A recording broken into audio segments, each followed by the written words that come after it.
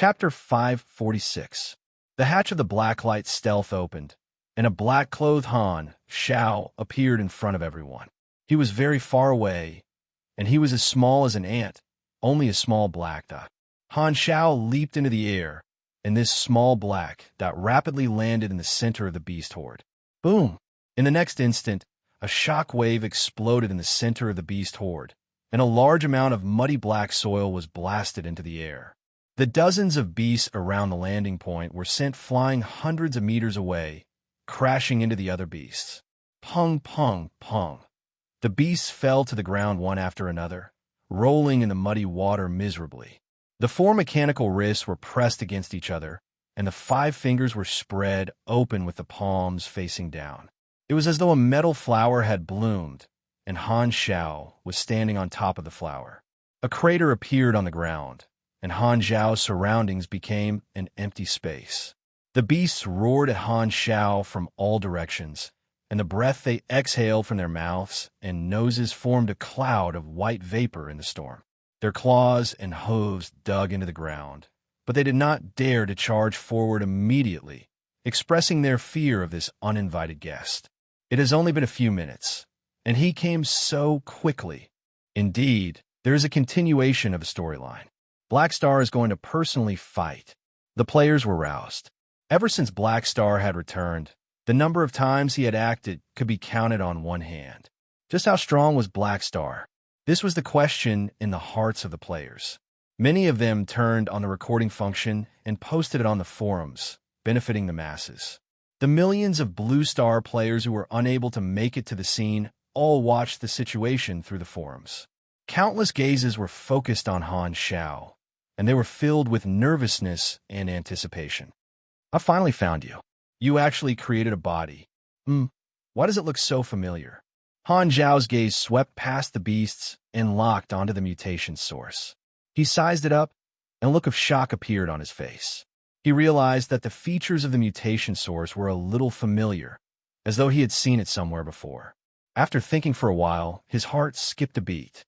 This facial features, this eyebrows, this physique, why did it look a little like the leader of the German organization?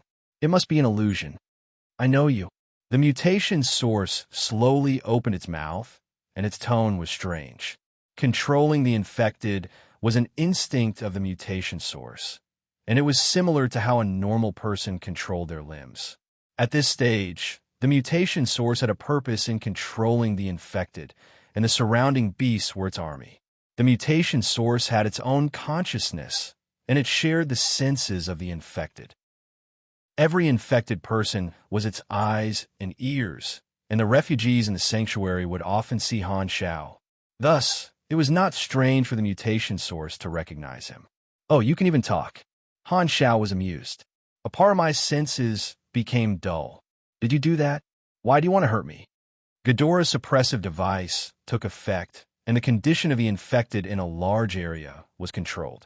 Just like how a person's limbs were numb, their senses were no longer as nimble as before, becoming sluggish and hard to control. In its mind, anyone who stole its senses was an enemy, but it had always felt wronged. It was very confused. It only lived according to its instincts and did not understand why others always wanted to hurt it. Han Zhao's body flashed, and his fist smashed toward the head of the mutation source. He was not interested in answering the question. The mutation source had to be eliminated, and there was no need to talk nonsense. At the moment of impact, the mechanical parts spread out along his arm, and his fist turned into an alloy fist that was over a meter in size. It was covered in blue lightning and contained a penetrating shockwave. The force of the impact was immense, and the surface of the metal fist that came into contact with the mutation source's body exploded into a ring of water. Bang!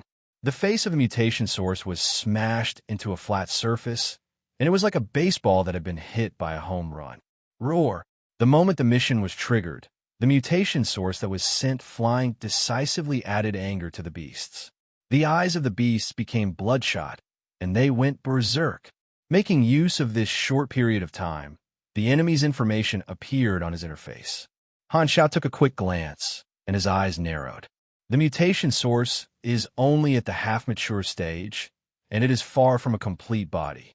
Its attributes are completely suppressed by mind, and this is good news.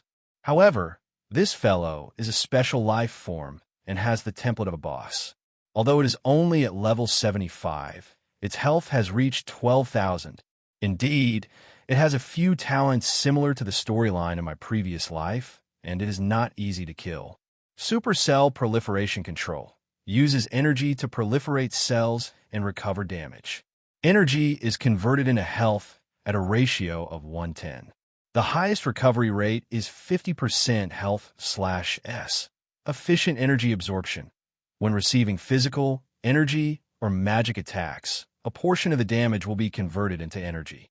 Talent, Special Material Form, permanently reduces damage received by 75%.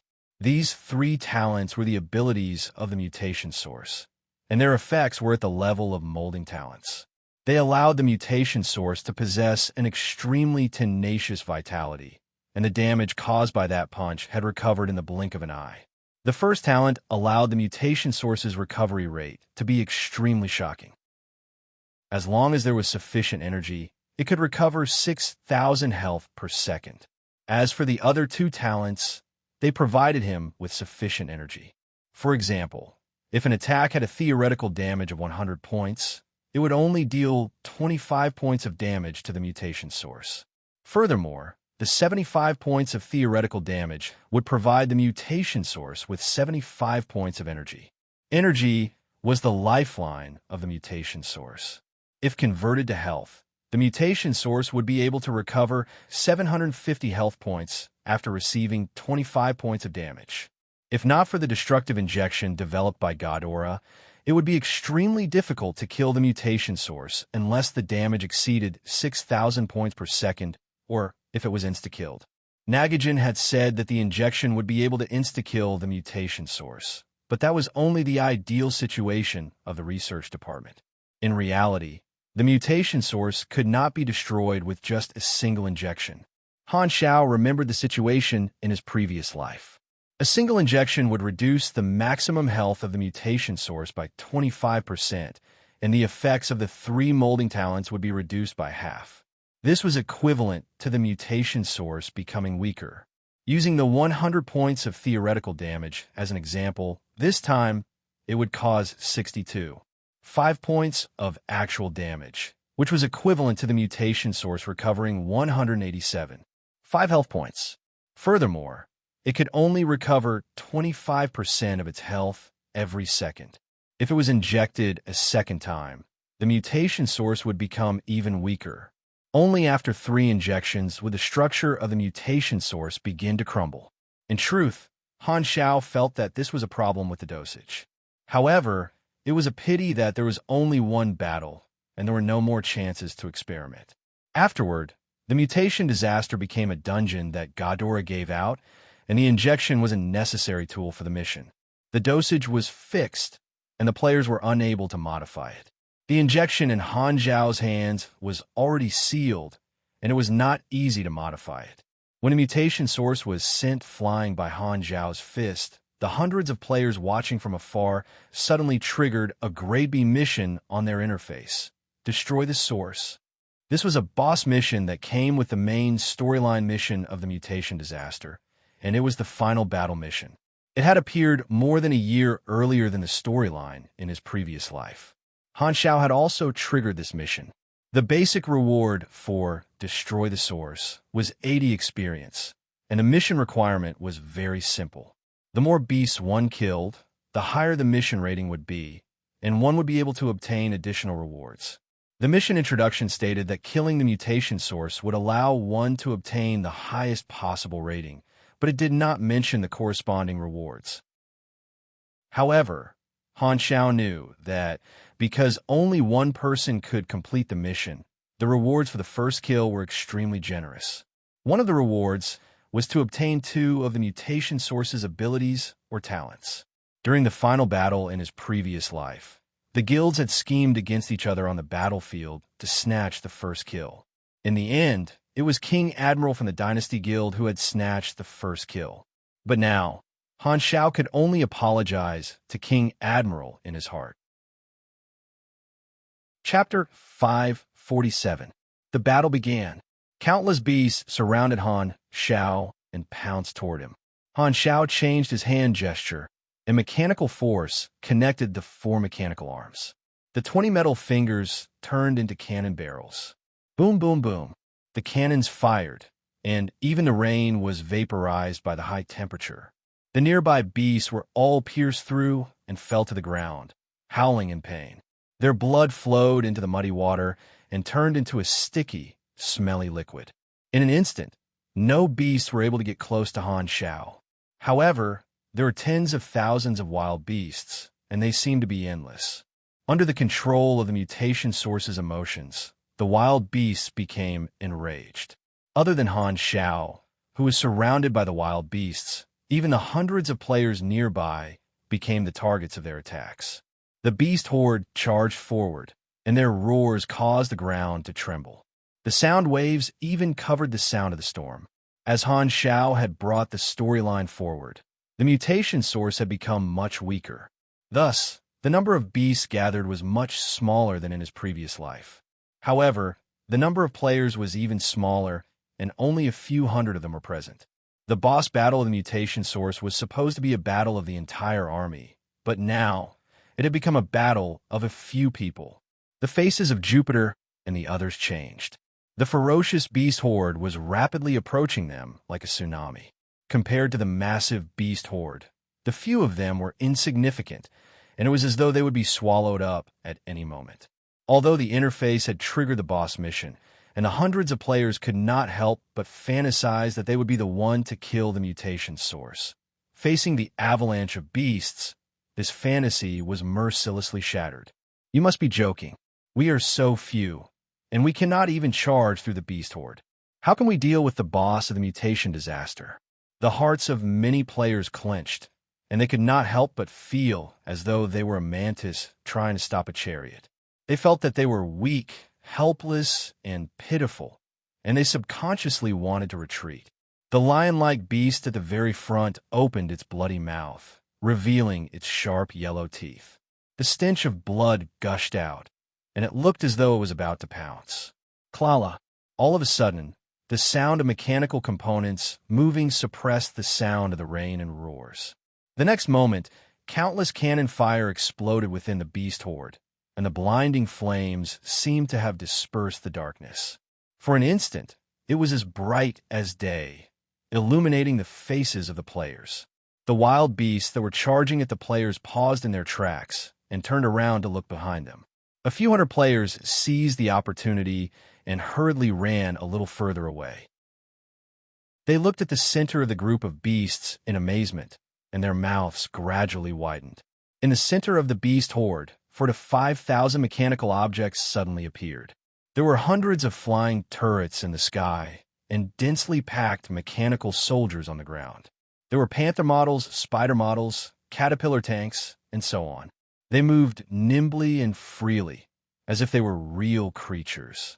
From afar, they looked like a dense swarm of metal ants. The approaching beasts were all torn to shreds and did not dare to approach. Steel and flesh stood facing each other. 8 Oath Keepers with different code names silently surrounded Han Xiao in a ring. Raindrops fell on the armor of the Oath Keepers, and the metal glowed with a wet luster. Do you think you're the only one with an army? The corners of Han Xiao's mouth curled up. He used his energy to construct an invisible barrier, blocking the rainwater outside. The rainwater flowed along the spherical wall of air, and even the corner of his clothes didn't get wet.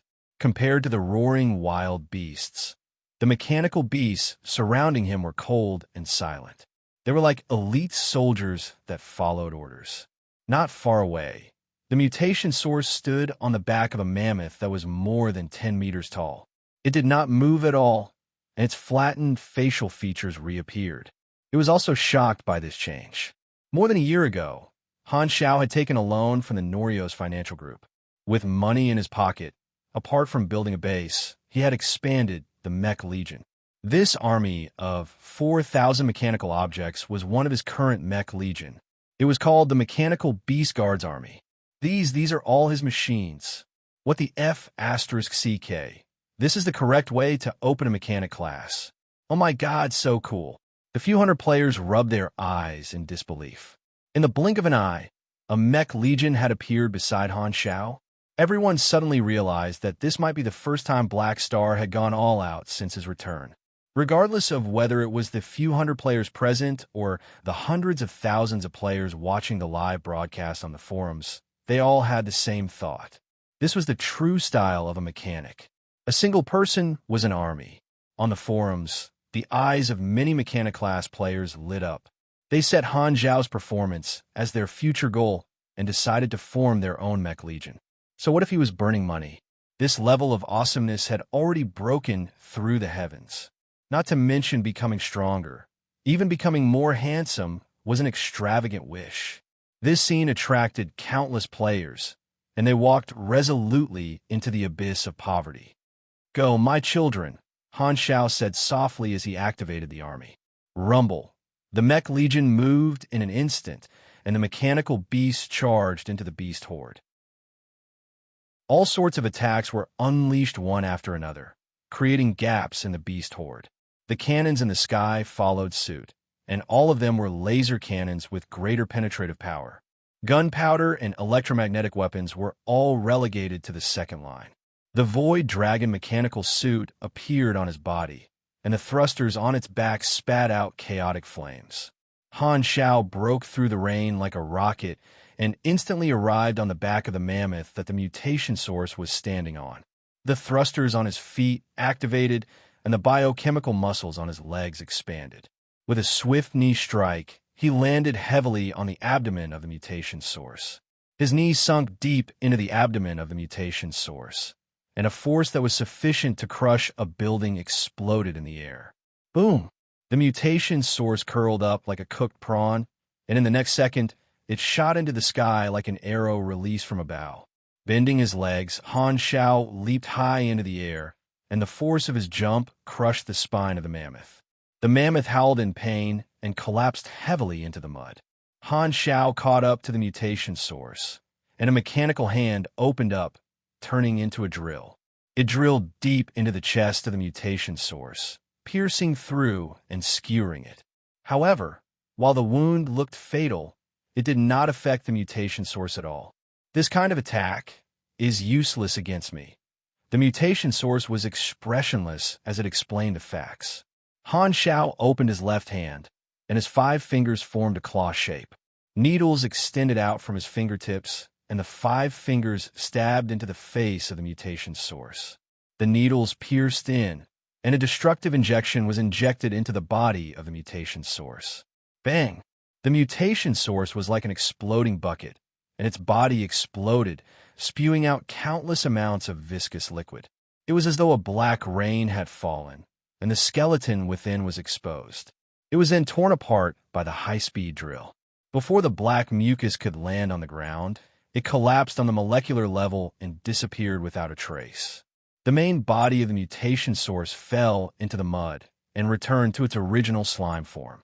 The main body spewed out mucus again, and a body that was exactly the same as the original body was constructed. Without the skeleton, this process was extremely difficult, and it took a great deal of effort to regain its human form. While it could not make an expression, it could not hide the fear in its voice. What happened? What did you do? In its pitch-black body, white patterns could be seen, and they were like small snakes swimming about. The first injection had taken effect, and the mutation source realized that its ability had been greatly suppressed. The moment it was injected, it had lost all the senses of the infected, and it was like an ordinary person who had lost all their senses. It still remembered this deepest darkness. That was when its consciousness had just been born, and it did not have any senses of the outside world. In that instant, the berserk wild beasts had broken free from the control of the mutation source, and their anger had dissipated. Their eyes regained their clarity, but this lasted for only a few seconds before the mutation source regained its ability and regained control over them. However, the strength of its control had decreased, and it could feel that it had lost quite a bit of energy. In its short life, this was the first time it had felt fear. The 8 Oath Keepers were like a barrier, separating the surrounding beasts and leaving the mutation source alone. Han Shao landed not far from the mutation source, and when he saw the reaction of the mutation source, he had a strange feeling as though he was beating up a child. A cylindrical groove appeared on the upper arm of the mechanical suit, and the empty syringe was ejected into the mud. Han Shao looked at the enemy's information and frowned. He realized that the mutation source's ability had only been reduced by a third, and it was not as effective as what he remembered. He could not help but have some doubts. After thinking about it, he had a guess. Ghidorah in my previous life had researched for a longer period of time, but it is different now. Although Ghidorah has my sample, the research time is too short, and it is in a rush to succeed. It took out a syringe that was still in the experimental stage, and the effect is weaker than in my previous life. It will probably require a larger dosage. Nagajin had only brought 3 syringes over, and Han Shao had wanted to use them to quickly eliminate the mutation source. However, the effect of the syringes was not as good as in his previous life, and this was something that he had not expected. There was a high chance that the mutation source would not collapse by itself even after using all 3 syringes. $T. Ghidorah was indeed unreliable, and he still had to use his fists to solve problems. Clenching his fists, Han Shao shook his head helplessly. Looks like I have to play with you for a while. On the other side, the mechanical army was working together under Philip's control. The beasts that covered the mountains were all restrained, and even the beasts that were chasing after the players turned around and ran toward the mechanical beast guards that were operating like a meat grinder. The hundreds of players heaved a sigh of relief and stopped what they were doing. Looking at the chaotic and bloody battlefield, they saw that the attention of the beasts was attracted by Han Shao, and their thoughts became lively again. The beasts are not chasing after us anymore. Right, that must be it. Black Star's Mech Legion is pinning down the beasts, which is equivalent to helping us control the beasts. This way, we will have a chance to enter the battlefield and fight with the beasts. We might even be able to kill the mutation source and obtain the first kill. Jupiter's eyes lit up, and he was overjoyed. Although Black Star was currently dealing with the mutation source, the NPCs would definitely not care about who killed the mutation source in the end. Furthermore, they would receive additional rewards for killing the mutation source. This was the opportunity to obtain a top-grade mission evaluation. The hundreds of players were restless and wanted to snatch the kill. The moment the detector locked onto the mutation source, Han Shao immediately rode the blacklight stealth and attacked. He did not have the time to inform anyone, but the various organizations had been paying attention to the movements of the blacklight stealth. Not long after Han Shao fought with the mutation source, the 6 nations, Bennett, Nagajin, and the others had used the satellites and other observation devices to broadcast the scene of the battlefield. Only then did they know that they had found the mutation source and were overjoyed. They had found the mutation source in just a single day, and Nagajin was overjoyed. He hurriedly gathered his troops and boarded the spaceship to provide support. Haluz was the same, and he immediately gathered his mercenaries and led them out. Although they knew that Han Shao most likely did not require any help, how could they watch as their captain fought alone? If they were made to suffer, even if they were just here to join in the fun, they had to take a look around the battlefield. Bennett had absolute confidence in Han Shao. With a wave of his hand, he got his subordinates to broadcast the scene of the battlefield to the entire sanctuary. All the channels were showing Han Zhao's battlefield, and the refugees in the sanctuary sat in front of the large screens and watched the scene nervously. Hela and Aurora also stopped their work of checking the infected and watched the television. "Sister, look, it's Han Shao," Aurora said excitedly. Looking at the one-sided suppression on the screen, Hela pursed her lips, and a complicated expression appeared on her face. She thought back to a few years ago when Han Shao had destroyed the Germinal organization and ended the war. It was not appropriate to say that he had saved the world, but he had truly saved her and her younger sister. This time, Han Shao had truly saved the world. From his return until now, who knew how many people on this planet had been saved because of him? There were at least tens of millions of people.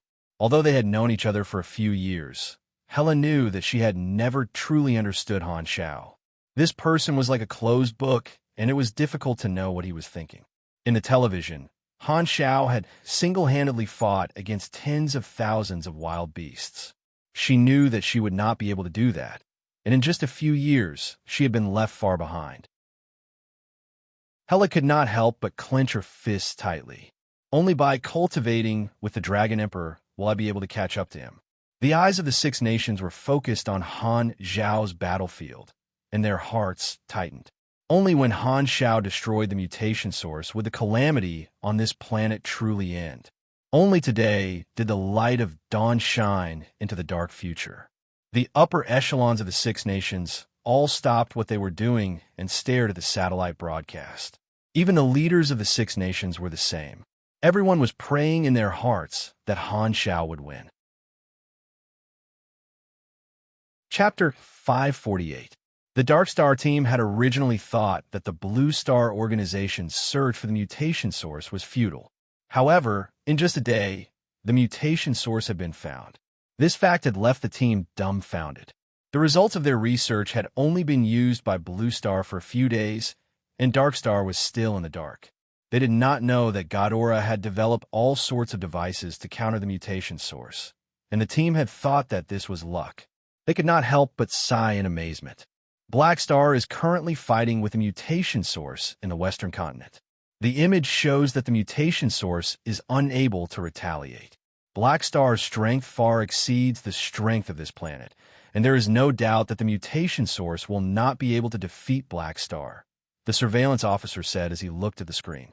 I know. The device has detected that the radiation of the mutation source has yet to reach the standard of maturity. The mutation source is still in a weak growth stage, and even if it reaches its final form, it might not be a match for Black Star, the team leader said in a low voice. However, the mutation source is extremely difficult to kill, and most normal attacks are useless against it. Instead, they will replenish its energy, and it will become stronger the more it is attacked. While Black Star is powerful, he will not be able to kill the mutation source. While they were surprised that the mutation source had been found, the team did not panic. The mutation source had a strong life force, and it would not be killed so easily. However, they still had to report this matter to the upper echelons. Just as the team leader was about to contact the upper echelons, the surveillance officer's face suddenly changed, and he exclaimed, "Wait a moment, what did Black Star do? The mutation source seems to have been injured." "What?" The team leader hurriedly rushed to the screen, and it was the image of Han Xiao stabbing the mutation source. With a single look, he could tell that the mutation source was in a terrible state. That attack had caused it real damage. The team leader's face turned grim, and the situation became clear. It was no wonder Blue Star had suddenly started searching for the mutation source. It turned out that Black Star had found a method to deal with it. He immediately realized that the situation had become serious. Send this information back to the headquarters immediately. The massive Dark Star fleet was moving through the universe, approaching Planet Golden Gate. There were only 2 days left before the attack on Planet Golden Gate, and the assembled fleet was currently heading towards Planet Golden Gate. Degulish placed all his focus on this matter and left all the other smaller matters to the intelligence department. However, at such a crucial moment, the person in charge of intelligence rushed into his office with a piece of information from the Blue Star undercover squad. Following the anxious tone of the person in charge of intelligence, Degulish's confused expression slowly turned into shock. "This is impossible." Degulish suddenly stood up. The news was like a stick to his head, his face filled with disbelief. Black Star was currently dealing with a mutation source, so there was a risk that the Blue Star's mutation disaster would be eradicated. The organization that sold the mutation source had shown all sorts of complicated parameters to the upper echelons of Dark Star and swore that it would take at least a year for the research to be completed. However, it had only been a few months, so how could Ghidorah be able to produce results so quickly? The person in charge of intelligence had an ugly expression on his face. "Ghidorah's security is very tight. My intelligence network doesn't even know the details of their research. Bang! The alloy table was smashed into two with a single punch, and Degulish was both shocked and enraged. He had never expected that the first thing to go wrong would be the cornerstone of his plan. This was no different from a fire in his backyard. If Blackstar or Godor truly had the means to eradicate the mutation disaster, the entire plan of the organization would be affected. Without the military strength, public opinion, and politics of the Calamity Planets, they would not be able to carry out their plans. This plan that they had prepared for so many years might have to be stopped midway. However, it just had to happen right when they were about to carry out their crucial mission. If this was the worst-case scenario, the plan to attack Planet Golden Gate would have to be stopped, and they would have to change their entire strategy. What exactly is this? Degulish gritted his teeth and suppressed his anger. Tell the Blue Star Undercover Squad that from now on, I want them to report the situation of the battlefield to me in real time. Outside the door, Ashes happened to pass by and stopped in his tracks. He glanced at Degulish and narrowed his eyes. No one knew what he was thinking. Bang! Bang! Bang! Han Zhao's footwork was extremely fast, and he sent a few punches at the mutation source's face, chest, and abdomen. His strength was not wasted, and all of it entered the mutation source's body through his fists. The iron fists of the mechanical suit landed on the fluid body of the mutation source, and every punch was able to sink deeply into the mutation source's body. In front of him, the mutation source did not have any ability to retaliate and was sent flying all over the place. It was like a human-shaped sandbag. Not only was it durable, but it also felt good to the touch. Han Zhao could not even bear to use his long-range weapons. It was truly the best sandbag in the world, and he had really fallen in love with the feel of the mutation source. If he could give it a few punches when he was bored, how comfortable would that be? It was a pity that the mutation source had to be killed. Not mentioning Ghidorah's resolute attitude, the mutation source was a biological weapon that could control life forms. To most life forms in the universe, its existence was a threat, and the various civilizations of the Order faction would not allow such a sensitive weapon to be controlled by an outsider.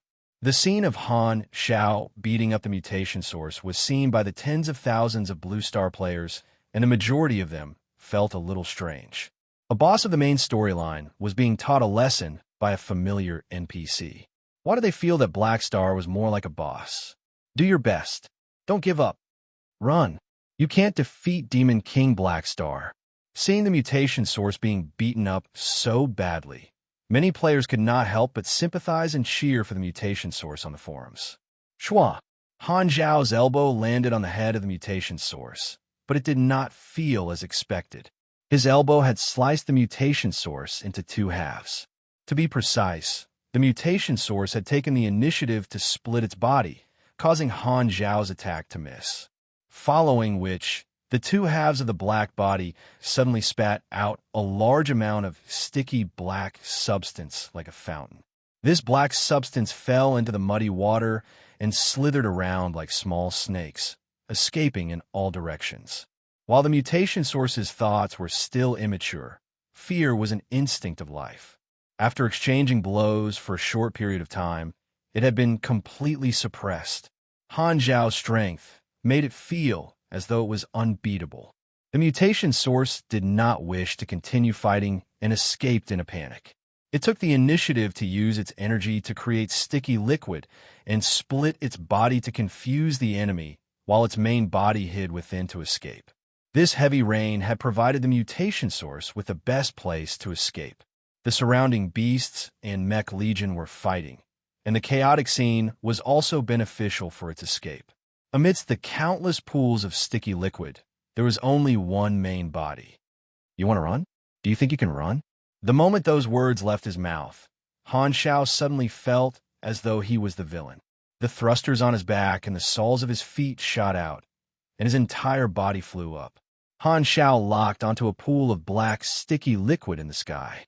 When they were exchanging blows, Philip had recorded the data of the mutation source, and the location of the main body was clearly displayed on the radar. The mutation source was currently in the form of a long snake, and upon sensing that Han Shao had locked onto it, it hurriedly split its body and turned into a water-like substance, seeping into the soil and trying to escape. Walala! Han Shao waved his hands, and two mechanical hands dug up the soil in this region. The mutation source was also pulled out from the soil.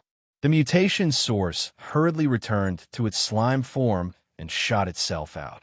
It landed on the body of a hunting wind eagle and swiftly entered its body. This hunting wind eagle flapped its wings and hurriedly flew into the distance. 222. The next moment, more than a dozen flying turrets turned around at the same time, their barrels locking onto the hunting wind eagle.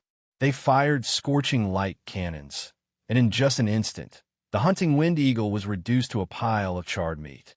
With a pa-gee sound, the mutation source fell to the ground, causing mud to splatter everywhere. It wanted to continue escaping, but the mechanical hands suddenly appeared and grabbed onto its main body. You will not be able to escape no matter where you go. Stop struggling and obediently take the injection.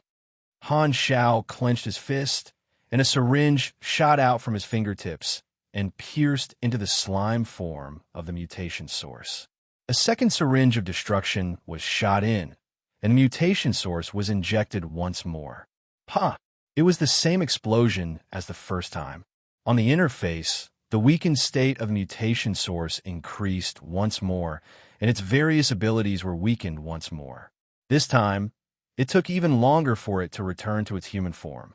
The wild beasts in the surroundings regained their consciousness once more, and the duration was much longer than the first time. Even if they fell under the control of the wild beasts, the degree of violence was greatly reduced. One could clearly see that many of the wild beasts were showing signs of retreating. The Mech Legion was like a meat grinder, and tens of thousands of wild beasts were torn into pieces by these metal monsters. The dark brown mud had turned dark red. Facing this cold and silent enemy that seemed to know no fatigue, even if the wild beasts were controlled by the mutation source, they were unable to suppress their instinctive fear. At this moment, a strange noise sounded. Han Shao turned around and saw that a few hundred players had entered the battlefield, and they were heading in his direction. Without needing to think, Han Shao knew that these players were attracted by the boss mission and wanted to steal his kill. The intentions of the players were too obvious. They wanted to make use of the gap created by the Mech Legion and the wild beasts to sneak over. In other words, they wanted to use his Mech Legion as cover. How despicable! Han Zhao's mouth twitched, and he instructed Philip to pull back the Mech Legion as long as the players advanced. This method was extremely effective, and the players' plan to take advantage of the situation collapsed in an instant.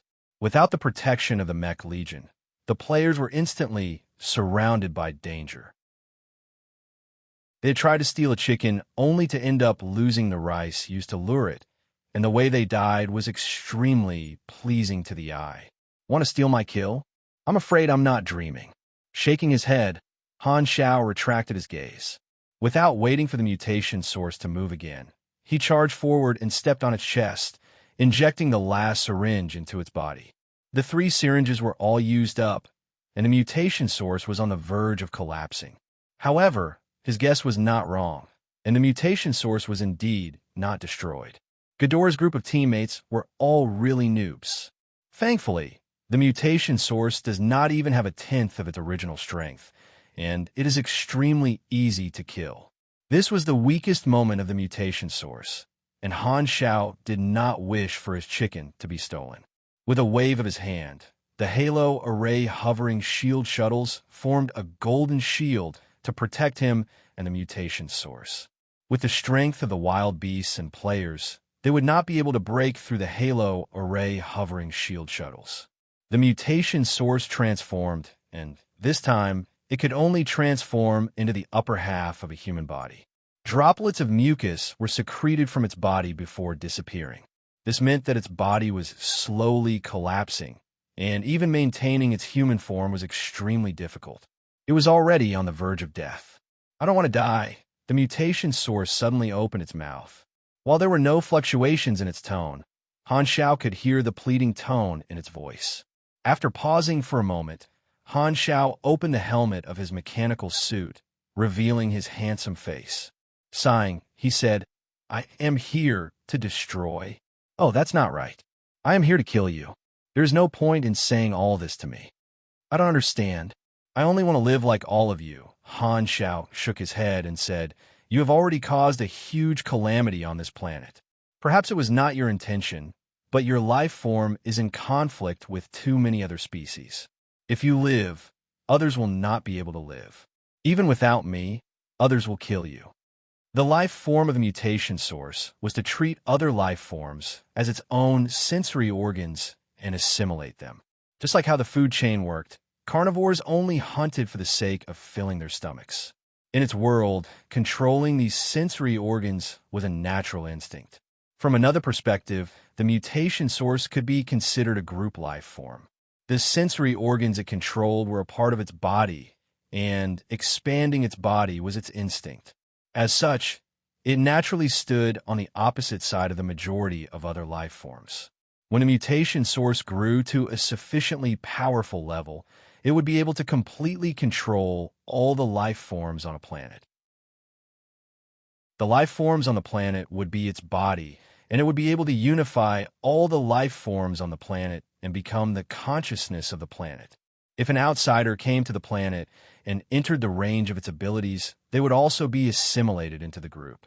At this level, the mutation source was no longer a virus or a weapon. It was a god of nature similar to the consciousness of Gaia. As such, to the majority of life forms, the existence of the mutation source was a sin. Why is it like this? Why am I the only one who cannot live? The mutation source muttered. Who? At this moment, Nagajan's spaceship appeared in the sky and was rapidly approaching the battlefield. They had only arrived at the last moment, and they had the demeanor of a police officer in movies. "It's time for you to be on your way." The mechanical component moved, and Han Zhao's arm turned into a massive cannon, aiming at the mutation source. The mutation source stared at Han Zhao and said, "Are you really not going to let me off?" Han Zhao shook his head, and the cannon began to gather energy, gradually lighting up. "Will I die? What is death like?" The mutation source knew that its life was about to come to an end, and it could not help but think back to when it was just born. It did not have any senses, and it was unable to observe the outside world. The world was dark and chaotic. Death, would it be the same as when it was born? For some reason, the mutation source suddenly recalled that before it learned how to control its senses, it could only share the vision of the infected. At that time, it could often see the smiling faces of different individuals, but it was getting rarer and rarer now. At the last moment of its life, the fear seemed to have disappeared. Subconsciously, the mutation source changed its facial features and turned into the smiling face in its memories. "Thank you for telling me all this. Thank you for chatting with me." In truth, the mutation source was extremely pure and was like a piece of white paper. Han Shao knew this point. Boom! The cannon exploded, and soil flew everywhere. The body of the mutation source was reduced to ashes, and nothing was left behind. Retracting the cannon, Han Shao took a deep breath, and his mechanical suit turned back into a compressed orb. "I'm sorry. I understand you, but you are my enemy." After retracting his protective shield, Han Shao looked at his surroundings. The beasts regained their consciousness, and fear could be seen in their eyes. The next moment, the beasts scattered and fled in all directions, leaving behind a ground filled with corpses. Chapter 549. Who? Ghidorah's spaceship landed, and Nagajan walked over to Han Shao. "How's the situation? Have you dealt with the mutation source?" Nagajan asked anxiously. "It's done," Han Shao casually replied and retracted his mechanical force. Starting from his limbs, the mechanical suit on his body folded layer by layer and returned to the compressed orb necklace. Command change. Begin recall of mechanical beast guards. The next moment, the thousands of mechanical objects folded at the same time and turned back into compressed orbs. Pulled by the electromagnetic chain, they automatically rolled to the side of Han Shao. Han Shao took out a compressed orb from his hand and turned it into a long black and red metal box about 2 meters tall. The compressed orbs rolled in one after another and filled up the box, following which the box automatically closed and a line of 001 could be seen on the box. This box was a mobile army camp, a necessary tool for the army style. Different mech legion numbers were stored in individual army boxes, and each army box represented an army. The Mechanical Beast Guards army was numbered 001, and this was the first army that Han Shao had completed. The army box contained compressed orbs of a mechanical formation, and the door of the box was controlled by a strong magnetic key. It was difficult to open using other methods, and only Han Shao could control it. When the box was filled with other compressed orbs, the army box itself would not be able to transform into a compressed orb. While it was not portable enough, it was not troublesome to use. With Philip's control and the high-speed module of the army box, there was no need to carry the army box around all the time. As long as he gave the order, the army box would be able to reach the battlefield quickly. The bottom of the army box shot out flames, and it quickly rose into the air before entering the cabin of the Blacklight Stealth. There was a simple cleaning and maintenance workshop in the cabin to check the damage of the machines. Their opponents were beasts that were much weaker than them, so their losses were minimal. At this moment, the beast horde had fled, and the battle had already ended. Nagajin quickly organized his men to clean up the battlefield. He took out his detector and realized that the reaction of the mutation source had completely disappeared. That's great. I'll inform the higher-ups right away. The research department's antidote is a success. Nagajin was overjoyed.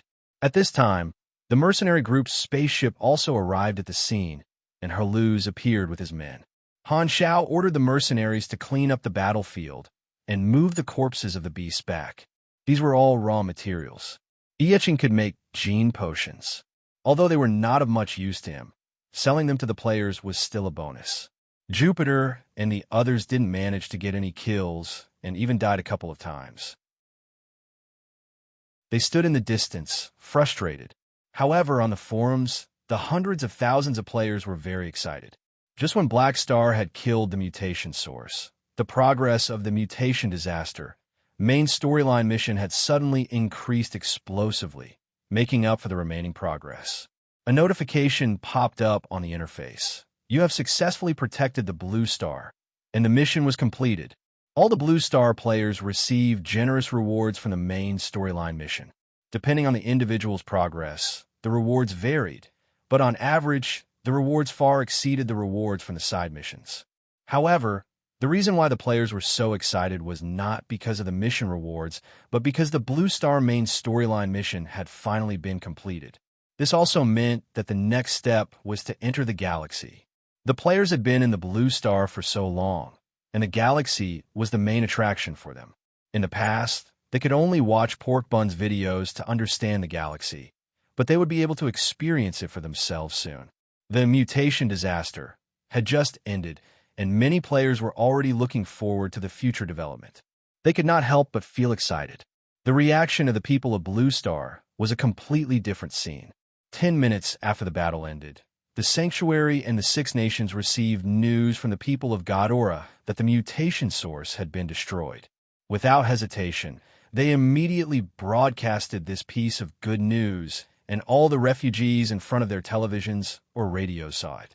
In the cities of the Six Nations and the Black Phantom Sanctuary, countless people revealed looks of disbelief. Their faces gradually became agitated, and they cried tears of joy. They had finally survived the calamity. They were still alive. In an instant, the entire world was cheering. Cities after cities were enveloped in the joy of surviving the calamity. Some people were venting their emotions. Some were dancing with joy. Some were crying. And some were praying with gratitude. The voices of countless people condensed into a surging sound wave that soared into the sky, echoing in the air. The light of dawn had finally illuminated the future. Thinking back to the calamity that this planet had gone through, it was simply like hell. Now everything was over. The people of Blue Star had hope for the future once again. The upper echelons of the Six Nations had a tacit understanding with Bennett.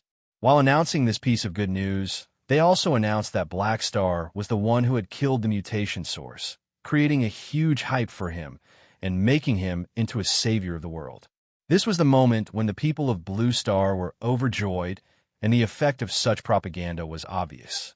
Almost all the refugees were filled with gratitude toward Black Star.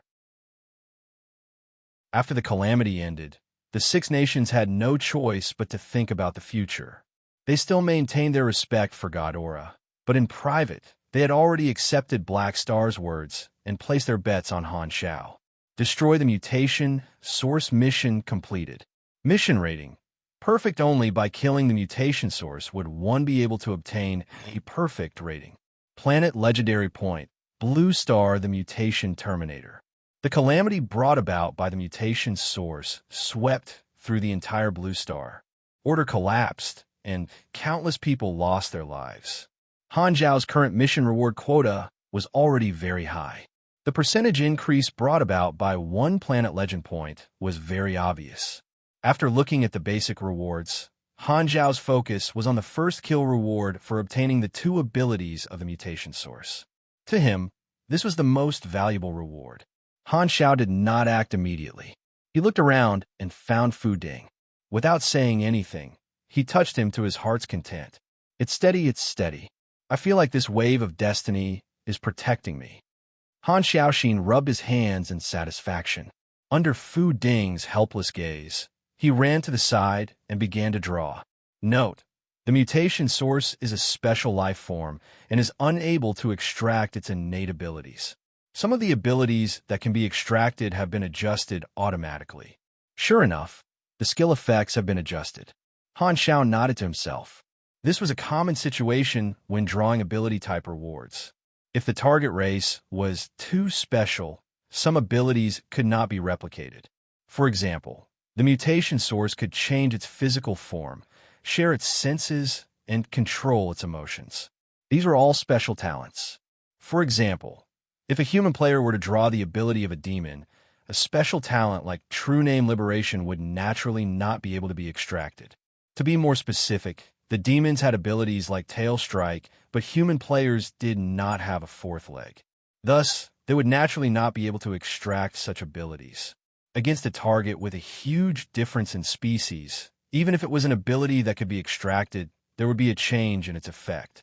It would be stripped of the latent influence of the target race and become a more adaptable ability. Randomizing. Randomizing complete. Please choose 2 of the 5 options below as the reward. 1. Harden ability plus 65% physical resistance, minus 30% DX, energy consumption, 50. Duration, 14 seconds. Cooldown, 30 seconds. 2. Intermediate cell proliferation control. Talent. Uses energy to proliferate cells and heal wounds. Energy consumption is converted into HP at a ratio of 1. 5. Maximum recovery rate. 28% HP/S. 3. Grind. Ability. Close combat ability. When using entanglement, grappling, or locking skills, it can deal damage 8 times. Each time, it will deal 40% to 60% damage. Depending on the location of the attack, there is a chance of inflicting fracture, paralysis, and other statuses. Energy consumption, 60, and stamina, 140. Cooldown, 15 seconds. 4. Energy storage. Ability. Obtain an additional energy slot, which is 25% of her maximum energy. When expending the additional energy slot, it will not affect your own energy bonus. After activating this ability, the effect will last for 2 days. Cooldown, 3 days. The value of the additional energy slot will not be counted into the energy bonus. 5. Intermediate energy absorption. Talent. When receiving physical, magical, or energy attacks, 60% of the damage that is reduced by your resistance will be converted into energy.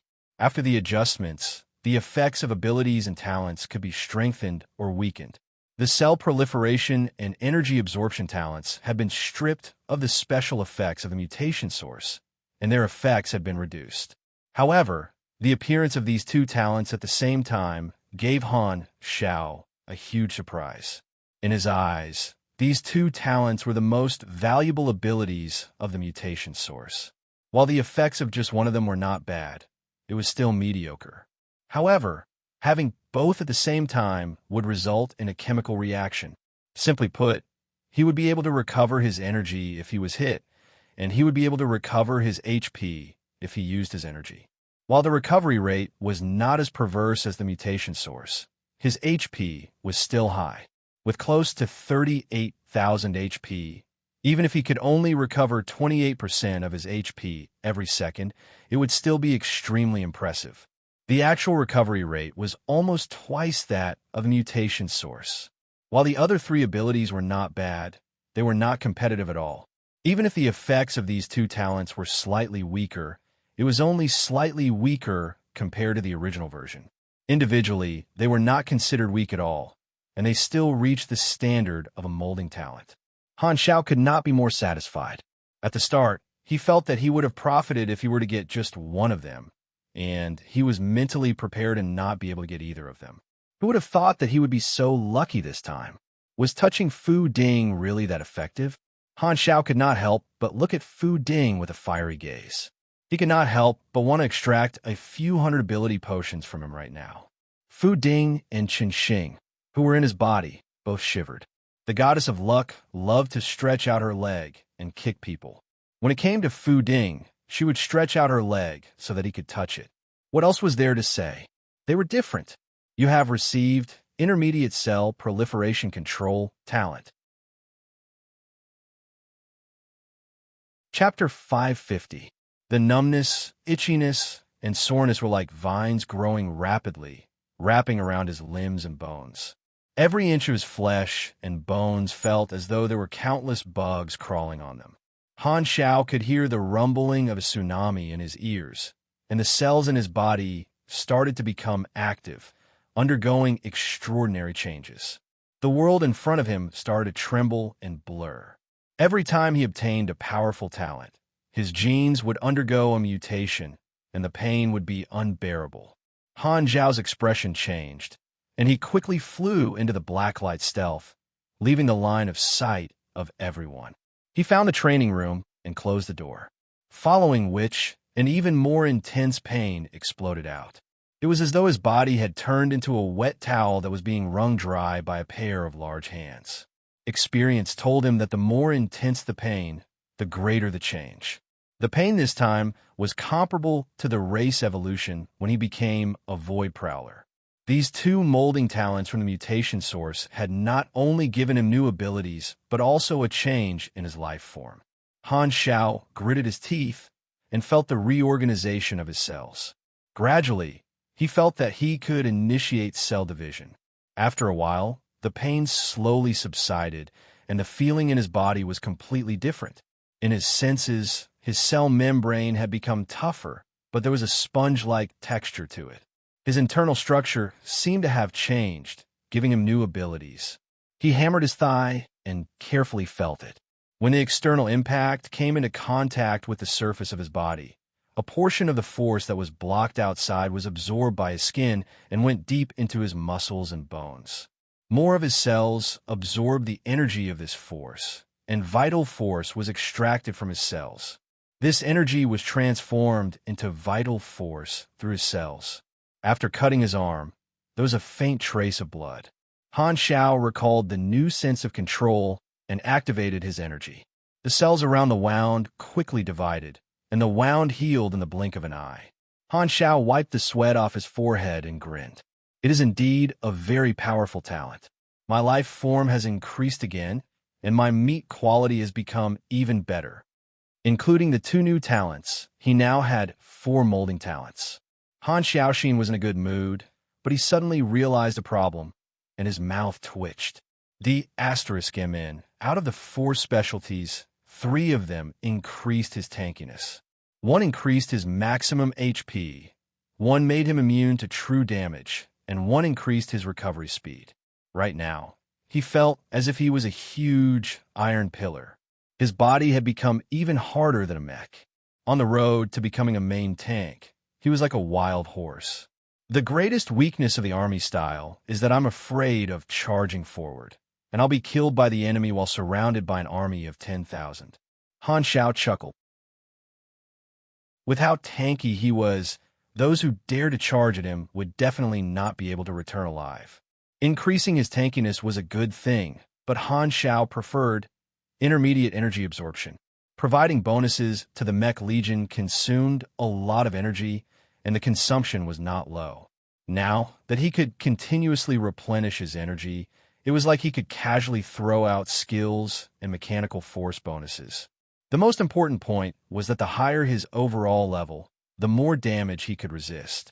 This meant that the effect of this talent would increase as he leveled up and would never become outdated. Thinking about it, even if the enemy could not hit his body, he could still control mechanical creations to attack himself and absorb energy. What was this? This was a F*King perpetual motion machine. Super stamina, never getting tired. And even if he worked for 3 days and 3 nights, his waist would not be sore or his legs would not hurt. He had really become a boss that did not need to worry about his MP. Just thinking about it made him feel powerful. Who can kill me? Han Xiao suddenly woke up and knocked on his forehead to calm himself down. That was close. That was close. He had almost gotten carried away. Although it's a bug-level molding ability, the upper limit of energy is still limited. It's far lower than HP. Even if there's a 5-fold conversion rate, to me, using all of it to recover HP will only increase my HP by 1/3. There's still a limit to the recovery speed. Furthermore, I can only absorb 60% of the damage that is blocked by my resistance. If I meet an opponent of the same level or stronger, my HP will drop as fast as my MP. My resistance is not as perverse as the mutation source's constant 75%. Han Xiao pondered for a moment and came to a conclusion. Excluding the other high-level supers with boss templates, although he was still a B+ grade super, it was not too possible for an ordinary calamity grade to kill him. The longer the battle dragged on, the more advantageous it would be for him. Even if Nagajan had used a high explosive and high armor-piercing combo to cripple Anner, he would still be able to endure it. So damn tanky. Am I really a mechanic? Han Xiao could not help but complain. Shaking his head, Han Xiao opened the mission interface. Different from the other players, his Mutation Disaster main storyline mission was still incomplete. The mission of the other players was only to protect Blue Star, but Han Xiao's mission included all the Calamity planets. The condition for success was to protect any Calamity planet, and this requirement had already been met, ensuring that the mission would not fail. However, the problem of the other Calamity planets had yet to be resolved. Thus, his mission would not be completed immediately like the other Blue Star players. After the events of my previous life ended, Ghidorah would create a corresponding dungeon. After I complete the main storyline mission, I should be able to obtain the right to create a dungeon for the Mutation Disaster, Han Xiao thought. Although he was mainly operating in Blue Star, his actions of providing the samples also contributed to the progress of the other Calamity planets. The amount of progress he had accumulated was an astronomical figure that the players could not imagine, and he did not know how many rewards he would receive after the mission was completed. After organizing the rewards for this mission, Han Xiao went to the captain's room and looked down at the situation on the ground. The battlefield was basically cleaned up, and Herluz had brought the corpses of the beasts onto the spaceship. The few hundred players were also able to board the spaceship. Previously, in order to search for the mutation source, many players had been sent to different regions of Blue Star, and he still had to bring them back. However, this was the work of others, and he did not need to worry about it. After packing up, the spaceships returned together. The Blacklight stealth flew at the front and maintained a low speed. Since the matter had been resolved, there was no need to rush. Everyone was rather relaxed, although Herluz and the other officers were rather lazy to begin with. On the spaceship, Han Xiao did not relax for too long. His thoughts quickly turned to the future, and he fell into deep thought. The mutation disaster in Blue Star had finally come to an end. According to the plan that he had made long ago, after this main storyline ended, the next task would be the most important one. He would officially lead the players into the galaxy and officially step onto the stage as a member of Black Star. The players were the most important source of strength for him to quickly expand his forces. Han Technician had always placed great importance on the players. The recruitment operation had lasted for a few months, and the situation was extremely good. He had already left the impression that he was an interstellar guide in the hearts of the players, and he was only one step away from success. The agreement with the 6 nations of Blue Star also had to be settled. After all, it was his hometown, and the problem with Blue Star was only left to be resolved. The only problem left is Dark Star. Han Zhao's eyes gleamed. He had changed the storyline and destroyed the core of Dark Star's plan, causing the operation of Dark Star to be unable to continue like in his previous life. Thus, Dark Star's reaction was extremely important. Would Dark Star give up on the plan? Or would they change their strategy? Han Zhao was also not sure. If it was the latter, he could only deal with it as it came. He was already mentally prepared for the butterfly effect, and it was inevitable that he would change the storyline. I wonder if Dark Star's plan will be the same as in my previous life. Rubbing his chest, Han Zhao fell into deep thought. In a Dark Star mothership, many upper echelons of Dark Star were gathered together, and everyone was staring at the translucent screen on the wall. The video of the destruction of the mutation source was being replayed for the 4th time, and the emergency meeting room was eerily silent. The worst-case scenario had suddenly occurred. No matter how shocked the upper echelons were or how much disbelief they felt in their hearts, they could not change the truth. In just a few short months, Ghidorah had found a method to eradicate the mutation disaster. Now, what should we do? Someone asked, breaking the deathly silence. Many upper echelons of Dark Star turned around and looked at Degulish. Degulish opened his mouth, and his face was dark. After a moment of silence, he spoke with great difficulty. Inform the leader. He was the commander of the plan, but the plan was already showing signs of collapsing. Such a huge matter could only be decided by the leader. The communication was quickly connected, and the projection of the Dark Star leader appeared on the empty main seat. I am in the Hide Star system. If there is nothing important, do not disturb me. Your faces are extremely ugly. What happened? Degulish gritted his teeth and explained the situation. His face was extremely ugly, and he felt that he had let down the leader's trust. This is unexpected. The expression of the Dark Star leader changed slightly, and after a moment of silence, he said, "There is something fishy about this. I'm very clear about Ghidorah's research capabilities. Their magical techniques are still passable, but their technological standards are far inferior. They must have received some form of assistance." You are saying? Degulish had a premonition. You're right. The only item that went missing included a sample of the mutation source. According to the information gathered by the intelligence network, the secret message bead ended up in the hands of Ghidorah, but the item inside was lost midway. The highest probability is that it was taken away by the Holy Stone civilization, but there is also another possibility. At this moment, the expression of the silent ashes suddenly changed, and he said, "Floating dragon." He was the person in charge of searching for the missing item, so he understood this matter the most. The report that Ashes submitted mentioned a mysterious person. When he was searching for the secret message bead, there was someone who used the name of Dark Star to inquire about the whereabouts of the secret message bead. However, in the end, it was Floating Dragon who found the secret message bead and passed it to Holy Stone. Then, the question is, did this mysterious person not find the secret message bead? Or did he take away the item after finding it, leaving behind an empty secret message bead? All the upper echelons present listened attentively.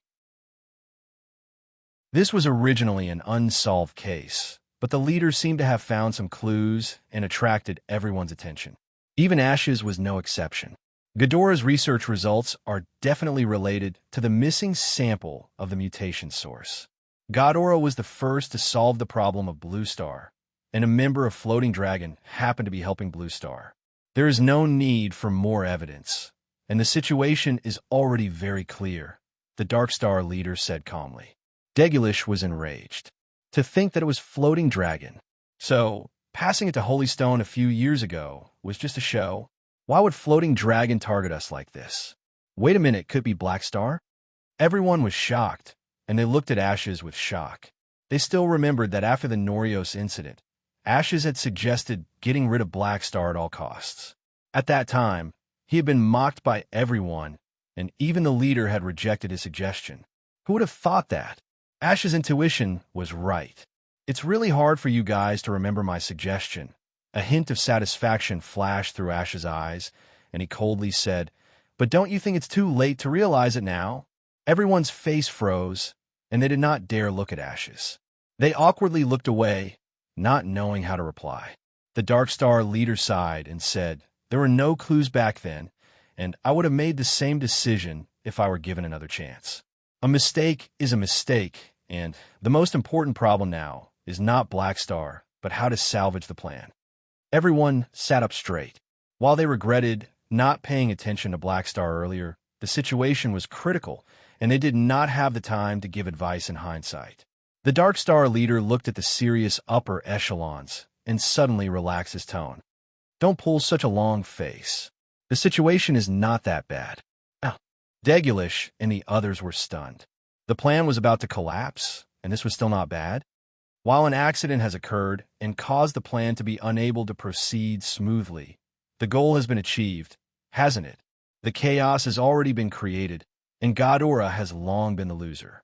Even if we stop the plan and retreat, the wounds and cracks in the hearts of the purebloods and hybrids will not disappear. Everyone's eyes lit up. That's right. They had fallen into a misunderstanding. Even if Ghidorah resolved the mutation disaster and regained control of the situation, the damage caused by this incident would take many years to recover. Stopping the plan would only reduce the damage to Ghidorah. What losses would Dark Star have? Then, should we stop everything and do nothing? Degulish asked. The Dark Star leader shook his head and said, "Why should we stop? Since things have already come to this, why not make the best of it and deal a final blow to Ghidorah before stopping the plan?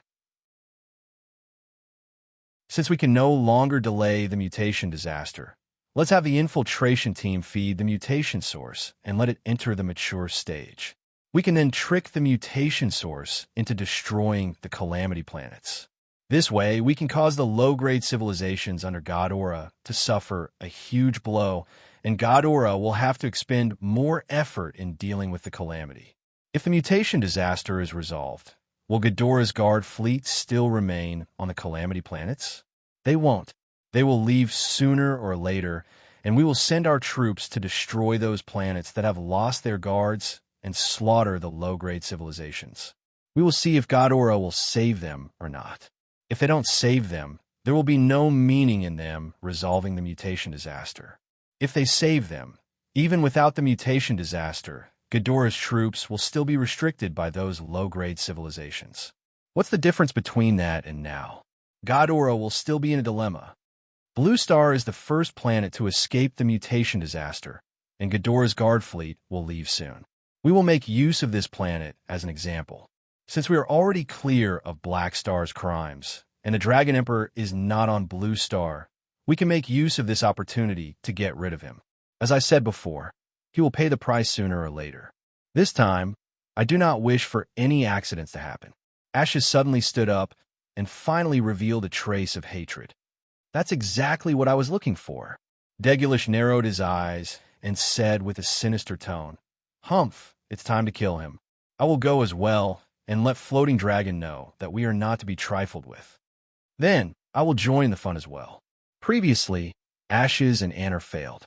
Including me, there will be 3 of us this time, so we'll be safer. Another skinny upper echelon shrugged his shoulders. This person was a high-level combatant of Dark Star and was also a Calamity-grade super. Over the long period of time, some of their members had fallen, while others had been captured and thrown into the Rainbow Prison.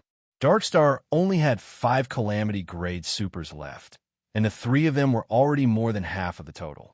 In order to deal with Black Star, almost all of their high-level combatants had been mobilized. Everyone seemed to have found their backbone and calmed down. They realized that their leader's train of thought was extremely clear. The original plan was to fight for a long time, but it was no longer feasible. Thus, they might as well try their best to maximize Ghidorah's losses in the short term. Black Star is still too inexperienced to fight with us. At this moment, the Dark Star leader interrupted the few of them. This matter is not urgent. The most important thing now is to attack Planet Golden Gate. Degulish was stunned for a moment before asking, "Are we going to continue with this operation as well?" "Oh, why not? We have already completed our preparations, and we can attack in 2 days. Ghidorah has only resolved the mutation disaster on a primitive planet. Will this affect our attack?" The Dark Star leader calmly said, "On the contrary, this is an opportunity. Ghidorah will definitely publicize the results of the disaster to alleviate the internal conflict. Isn't it good to destroy Planet Golden Gate at this juncture?" Chapter 551. 2 days passed in the blink of an eye. As a first-rate colonial planet, Planet Golden Gate had many guards stationed there. Ever since the Long Arc Constellation incident, the planet's security level had been raised to the level of war. The fleet stationed there was patrolling around Planet Golden Gate. According to the rules, there were a total of 4 layers of surveillance. The outermost layer was the energy detection buoys, and the second layer was the sentry battleships patrolling in the distance. These 2 layers of surveillance were very far away from Planet Golden Gate, and if there was an enemy attack, the fleet would have enough time to react. Sentry Battleship D-3018 patrolled around the periphery, and the members of the radar monitoring team stared at the screen, analyzing and processing the data of the buoys in the area. Occasionally, there would be normal spaceships passing by the buoys, increasing the workload of the monitoring team. Even the slightest movement would trigger the sensitive nerves of the monitoring team. The monitoring work was very boring, and thus they had to take shifts. Even so, the repetitive work still made the monitoring team feel uneasy. Furthermore, the manual stated that during high security, the members on duty were not allowed to chat with each other. At this moment, the room was silent, and only the buzzing sound of the system processing the data could be heard. A member of the monitoring team was numbly processing the report from the buoys. Right at this moment, a set of data labeled High Danger Dark Red suddenly enlarged on his screen, and an ear-piercing alarm rang out. This member of the monitoring team was shocked and almost fell off his chair. "Warning! Abnormal data. Buoy CR 20849 have detected a large-scale fluctuation in space. Warning! Buoy CR 20849 have lost connection." The entire monitoring team's attention was instantly attracted, and this member of the monitoring team was flustered. He hurriedly opened the interface of the radar and looked at the last few images sent by the buoys before they lost connection. At the edge of the radar interface, numerous light dots appeared, and every light represented the energy signature of a spaceship. With a single glance, it was impossible to tell how many spaceships had appeared. The direction that this huge fleet was heading towards was exactly where they were. The expressions of the monitoring team changed drastically. This member of the monitoring team's mind went blank, and his hands and feet turned cold. His lips were trembling, and he was almost scared silly. Enemy attack. Report it quickly. Leave this area quickly." At this moment, a thick beam of light traversed the distance and accurately hit the D-3018 sentry ship. This was the Dark Star mothership's main cannon. Its range and power were extremely high, and it used a single high-energy reactor as ammunition. The shield was directly pierced through, and the beam hit the sentry ship. The light lit up from the inside, expanding and exploding from the inside out. The sentry ship disintegrated, turning into floating garbage in the universe. Very soon, a huge fleet appeared and passed by the sentry ship wreckage. The huge Dark Star mothership was surrounded by the fleet and slowly moved forward. Around it were thousands of Dark Star battleships of various models, like ants protecting their queen. The Dark Star mothership itself was a mobile base. The same scene played out in the other 4 directions. In order to attack Planet Golden Gate, Dark Star had dispatched 5 motherships. In the command room of one of the Dark Star motherships, Degulish looked at the radar screen and said slowly, "Ghidorah's scouting range is not bad." When we arrived at Planet Golden Gate, the garrison had already reacted and formed a defensive formation. It's a pity that our surprise attack was not successful. However, this time, he did not have any hopes of a successful surprise attack. Ghidorah was prepared, and it would not be so easy. Furthermore, they had dispatched half of their forces, so there was no difference whether it was a surprise attack or not. Not long later, Planet Golden Gate appeared in their sights, and the other 4 Dark Star motherships also appeared in other directions of Planet Golden Gate. Ghidorah's Planet Golden Gate garrison had completely shrunk back and activated dozens of Vichy magic shields to protect Planet Golden Gate. The garrison was only 1/4 or 1/5 of the Dark Star fleet, and it was as though they were surrounded by a pack of wolves. 5 motherships, 5 different directions. Dark Star had surrounded Planet Golden Gate. Every mothership had a commander, and the overall commander of the operation was Degulish. "Fire!" Degulish raised his hand and gave the order. He did not waste any time talking to Ghidorah. The battle erupted. In a vacuum of space, there was no sound. Countless particle beams, guided missiles, and high-energy lasers were fired from all directions. The attacks were continuous, and before the first wave had subsided, another wave was launched. Countless explosions occurred in the outer space of Planet Golden Gate, and Ghidorah's fleet was bombarded. Dozens of Vichy magic shields were trembling non-stop, and ripples could be seen continuously, as though they were about to shatter at any moment. Ghidorah's fleet was in a completely defensive position, maintaining their shields and holding on bitterly. Degulish sneered, trying to stall for time and wait for reinforcements. Dream on. Dark Star had come prepared. Before the operation, their intelligence network had paid attention to the garrison. Although Planet Golden Gate was a first-tier colonial planet and had many garrison troops, it was not enough in front of the troops sent by Dark Star. Just the number of troops was enough to suppress them, and the performance of Ghidorah's battleships was not comparable to theirs. The gap between them was not large. On the other hand, Dark Star had also paid attention to the movements of Ghidorah's fleet. They did not make any unusual movements and remained at their stations. As such, even if Ghidorah's fleet wanted to reinforce Planet Golden Gate through Uberly Hub Stargate, they would need some time to travel. Dark Star had calculated their firepower and knew that they would be able to destroy Planet Golden Gate's garrison before the reinforcements arrived. Continue fighting, don't stop. Degulish's face was cold. With the advantage in numbers, he did not plan to engage in a boarding battle. He only wanted to use absolute firepower to destroy everything. The goal of this attack on Planet Golden Gate was not to massacre, but to baptize Planet Golden Gate with firepower. He wanted to flatten the surface, destroy all the facilities, and completely destroy this colonial planet. At the same time, chaos broke out on the surface of Planet Golden Gate because of this attack. Countless people rushed to the dock, fighting to be the first to escape.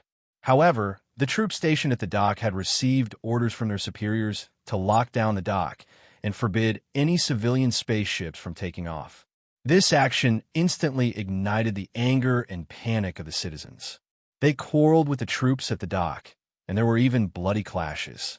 The scene was chaotic, and everyone wanted to escape from the planet. However, they were all stopped by the troops. Why are we not allowed to escape? There is a battle outside. Do you want us to die with you? I have the freedom to leave this planet. The soldiers stationed at the dock did not move at all, and their faces were solemn. Honestly speaking, they were also very afraid that the defending fleet would be destroyed by Dark Star, that they would be wiped out as well. However, they had received training to suppress the fear in their hearts at critical moments and strictly follow orders. The orders from their superiors were not to allow any Planet Golden Gate citizen to leave the dock at this time. Firstly, the firepower outside was too fierce, and the moment a civilian spaceship left the protection of the protective shield, it would definitely be destroyed.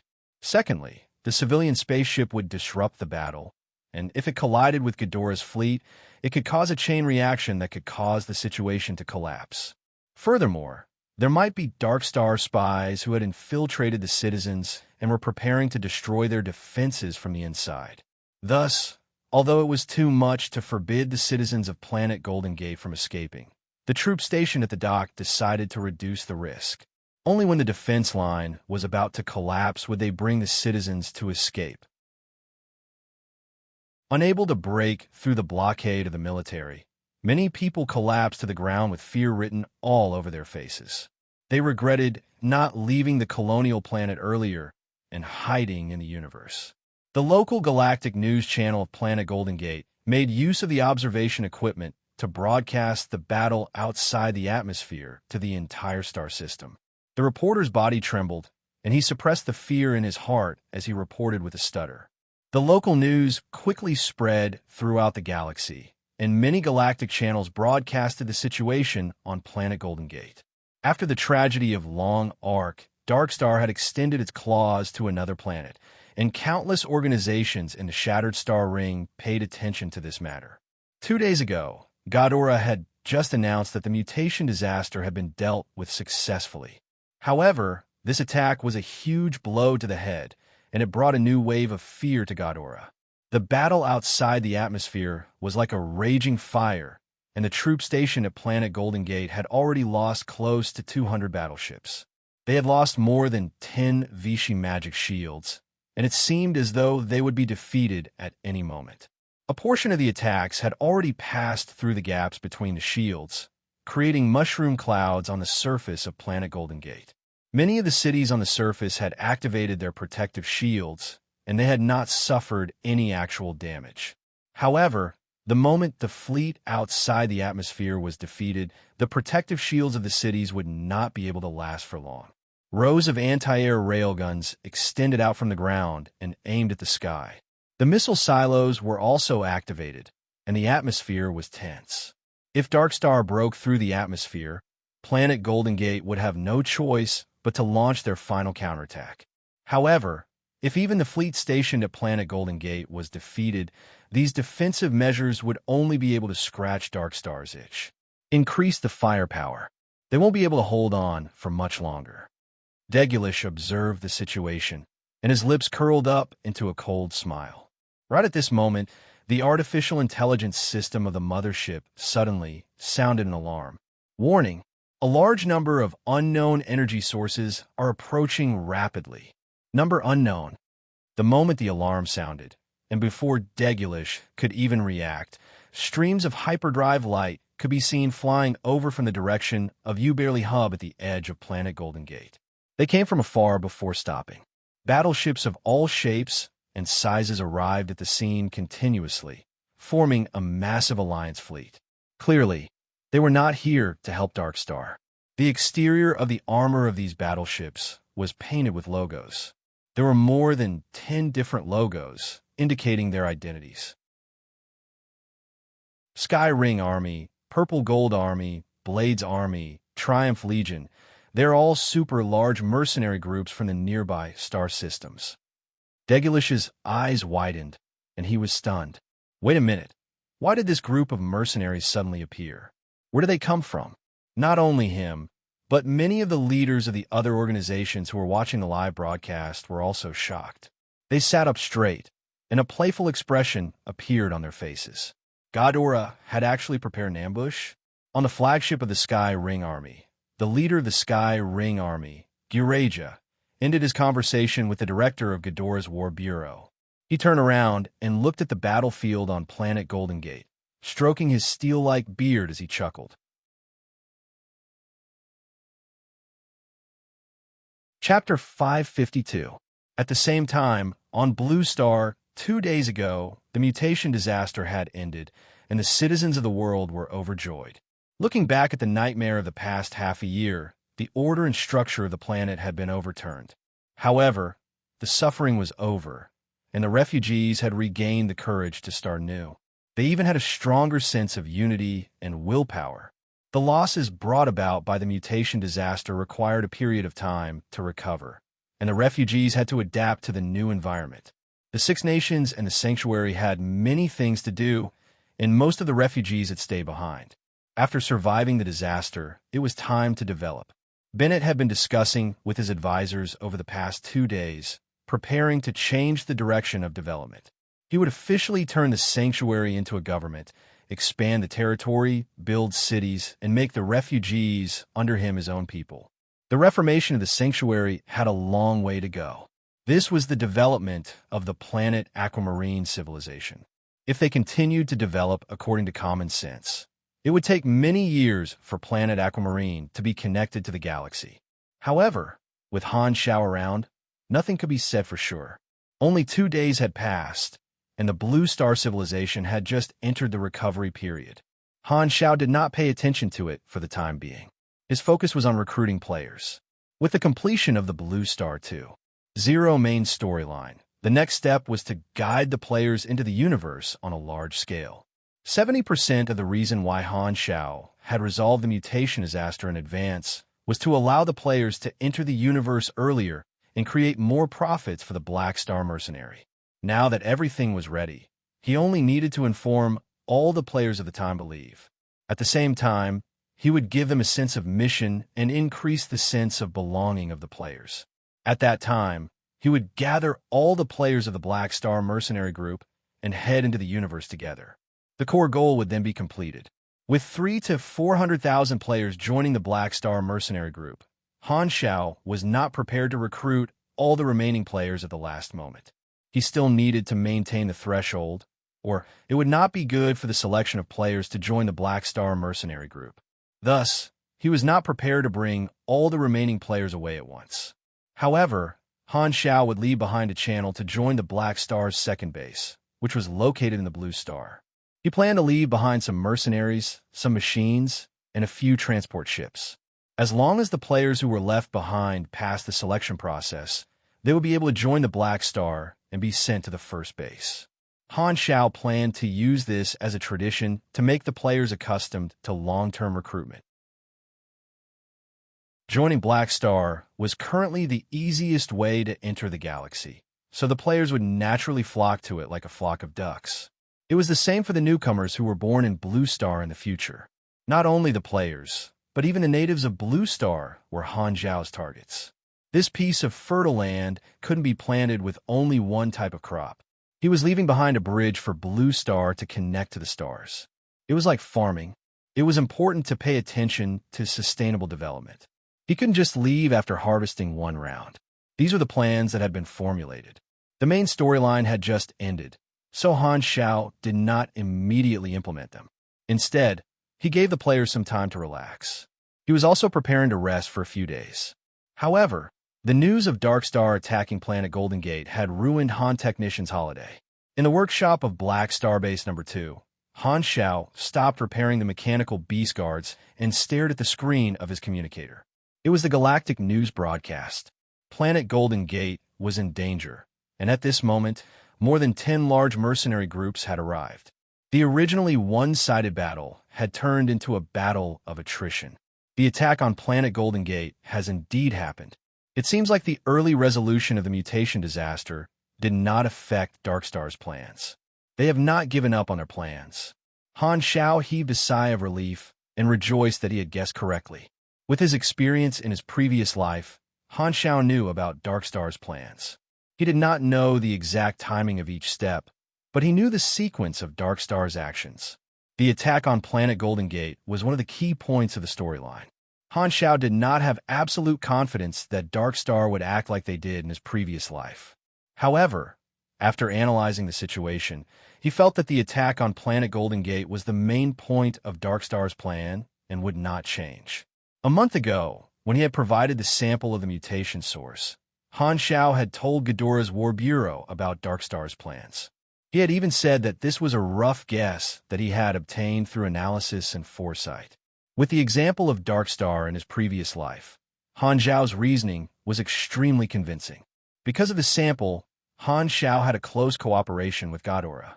The War Bureau had decided to use this information to set up an ambush and take a gamble. Ever since the start of the mutation disaster, Ghidorah had always been taken advantage of by Dark Star, and they urgently needed a huge victory to prove themselves and stabilize the internal conflicts in the country. In order to ensure the secrecy of the ambush, Ghidorah did not send out their own troops. The War Bureau knew that Darkstar would definitely pay attention to the movements of their troops. The moment they gathered around Planet Golden Gate, their plan would be exposed. The War Bureau wanted to lure the enemy into their trap, so they needed an external force. Thus, they thought of mercenary groups.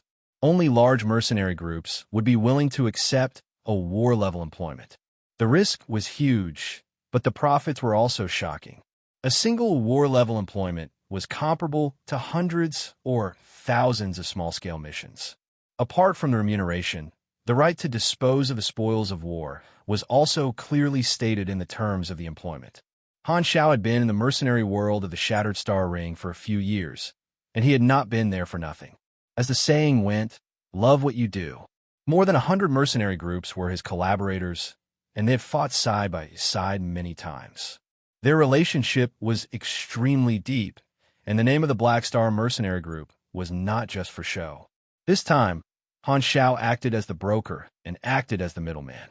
Under his introduction, Sky Ring, Blades, Purple Gold, and the other large mercenary groups formed an employment relationship with Ghidorah's War Bureau. Darkstar naturally did not know that their plan had been leaked by Han Xiao long ago.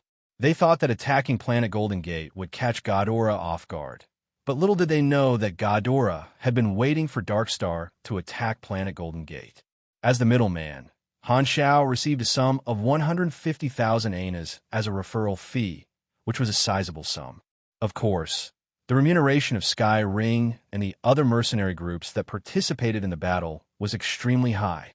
Ghidorah was extremely wealthy and could only afford a war-level employment. A galactic war-level employment not only requires the number of people, but also a sufficiently large fleet.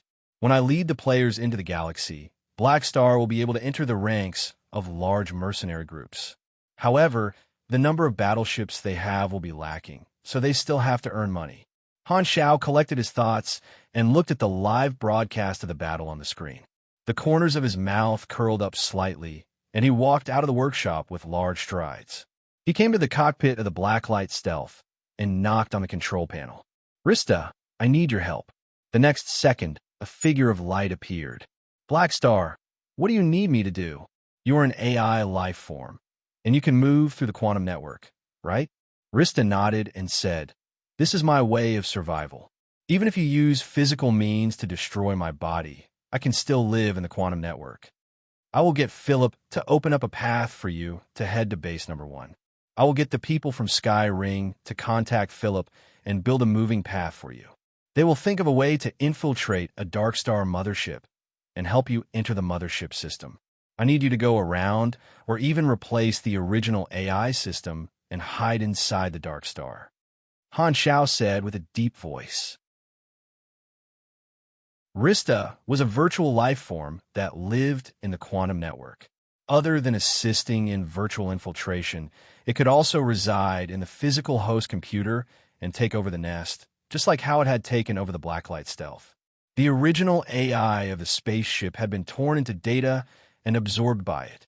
If Rista wanted to hide, with its computing speed, it could easily bypass the firewall of most artificial intelligence and read the data of the other party to disguise itself.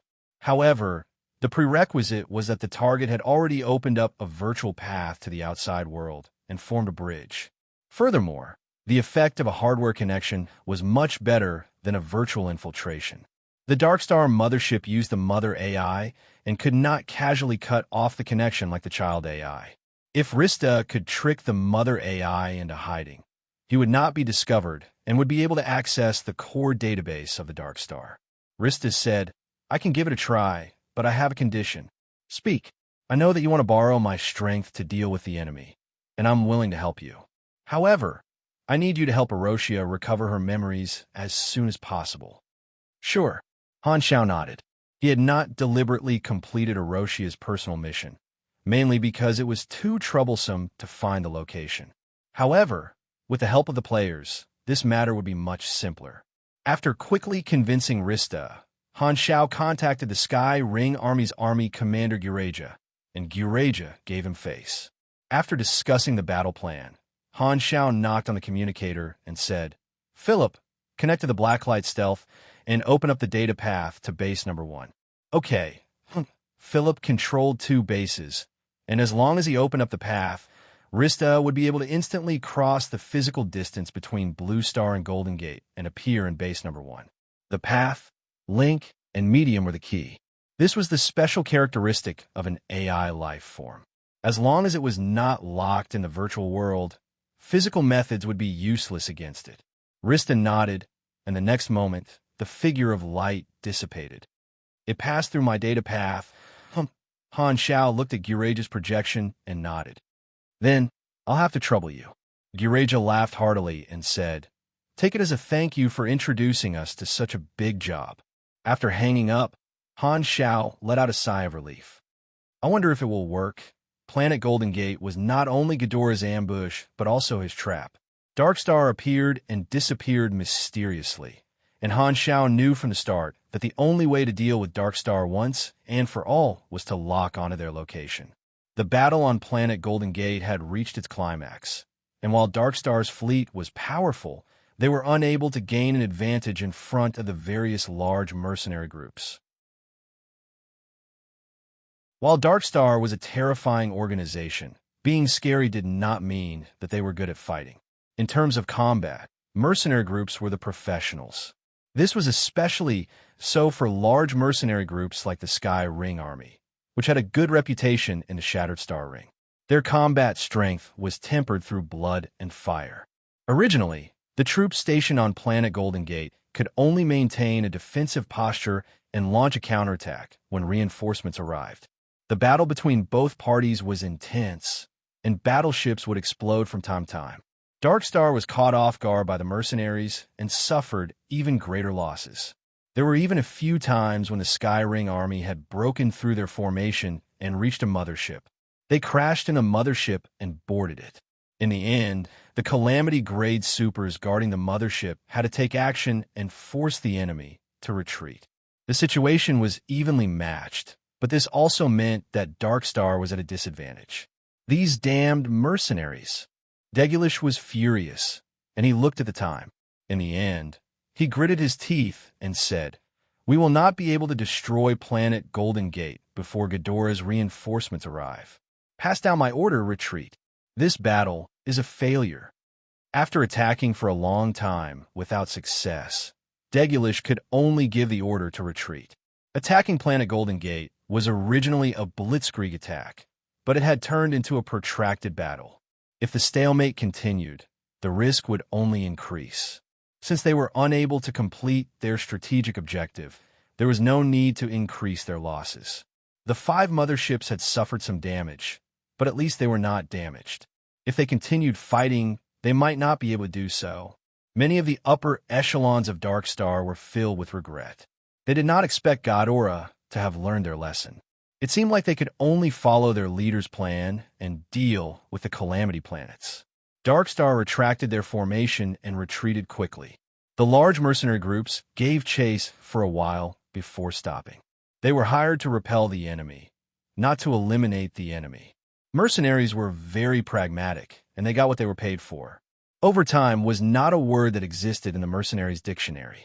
Darkstar retreated and disappeared into the universe. In the eyes of the people of Ghidorah, Darkstar had been chased away. The enemy had come with great momentum, but had retreated in the end. The residents of Planet Golden Gate were overjoyed and forgot about the unhappiness of being prevented from escaping. They were not stingy with their praises, and some people's attitude changed so quickly that the guards were dumbfounded. This victory had encouraged the people of Ghidorah, and the news and public opinion of the Garden Star system were praising this victory. The fear brought about by Darkstar had disappeared by a large margin.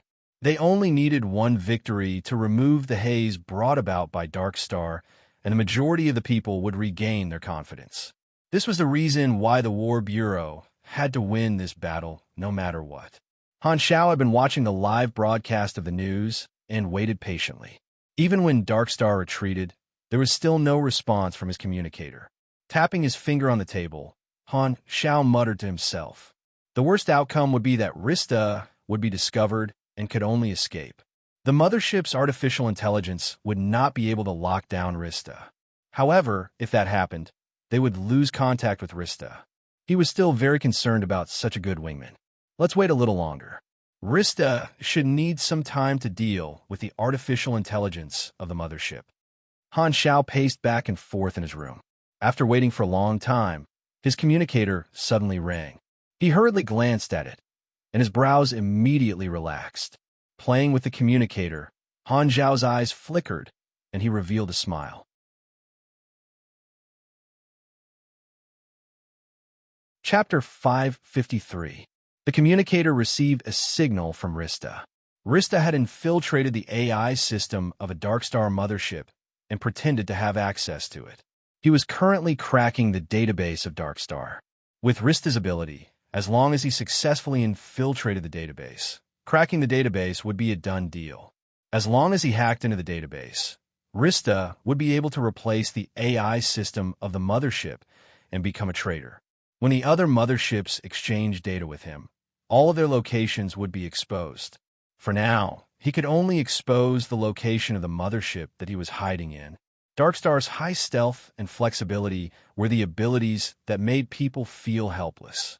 They could hide in the dark and cause trouble, and their mothership base was constantly moving. Han Xiao did not know their exact location, and before Rista delivered itself to his doorstep, there was not much he could do about it. This idea had popped up when he cooperated with Rista to deal with the Darkstar ambush team. It was highly feasible, and Han Xiao secretly made some calculations and came to a conclusion that made him excited. This might be a good opportunity to get rid of Darkstar once and for all. The temptation was huge. That was because he had gone against Darkstar time and time again, constantly showing off his abilities. Darkstar's hostility towards him would definitely grow deeper and deeper, and sooner or later, they would use thunderous means to deal with him. Han Xiao was not afraid. After all, when he was a power leveler in the past, being chased down by others was a common occurrence. Furthermore, his surname was Han, and his escape skills were at least at the Grandmaster level. However, while he was safe, his companions were in danger. His family was still very weak and could easily be destroyed by Darkstar. Han Xiao would definitely not hesitate to get rid of such a dangerous enemy if he had the chance. Even if he could not trigger the follow-up mission, he would grab the opportunity to get rid of Darkstar. Missions were as endless as homework, and getting rid of his nemesis was more important. However, this required Ghidorah's help, and Ghidorah would definitely not let go of such an opportunity. Their hatred for Darkstar was basically permanent. With that thought, Han Xiao left the room and went to Ghidorah's camp to look for Nagajin. Black Star, you're here. In the Ghidorah camp, the Ghidorah soldiers were busy organizing the supplies and moving them onto the spaceships. Nagajin was supervising them at the side. When he saw Han Xiao, he smiled and welcomed him. He was in a good mood.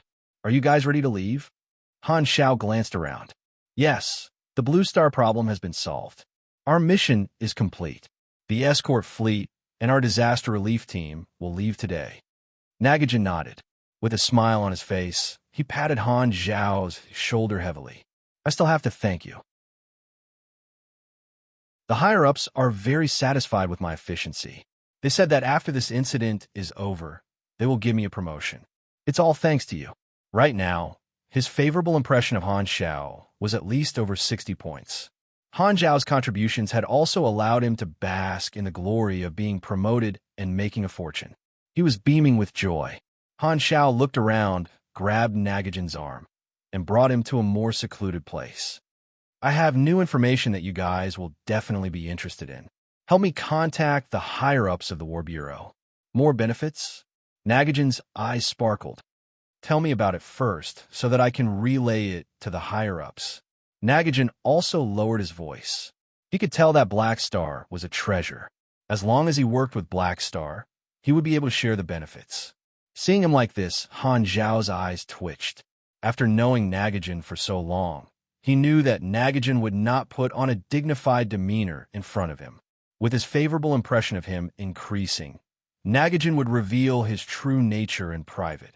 While firmly carrying out his duties, he did not hide his interest in being promoted. His calamity-grade aura completely collapsed. Gray B supers were the backbone of the galaxy, and calamity-grade supers were the high-level combatants. Nagajin was naturally highly valued in the War Bureau. However, Ghidorah had a large population of more than 100 billion, and there were still more than 10 calamity-grade supers. To describe them as down-to-earth, these people were equivalent to the experts of the Imperial Court. Thus, Nagajin also had competitors. The information this time is related to Darkstar. Han Zhao's tone was mysterious. What is it about? Their location. Han Zhao gave a simple introduction. Nagajin's eyes widened, and his breathing became heavy. As an insider, he knew what this meant. I'm asking you very seriously. Are you lying to me? Even if I lie to anyone, I won't lie to you. Han Zhao rolled his eyes. Follow me. I'll inform the upper echelons immediately.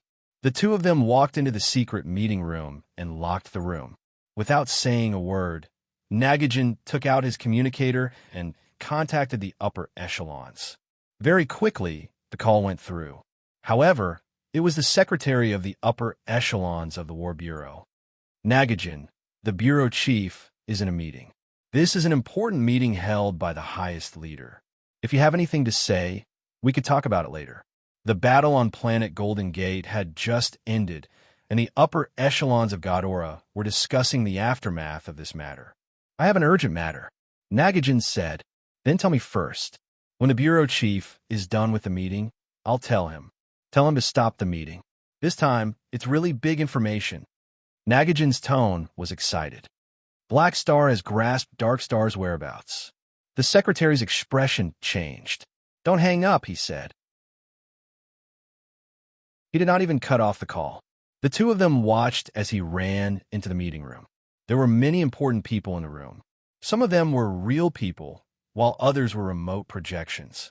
All of them turned to look at the secretary with puzzled expressions.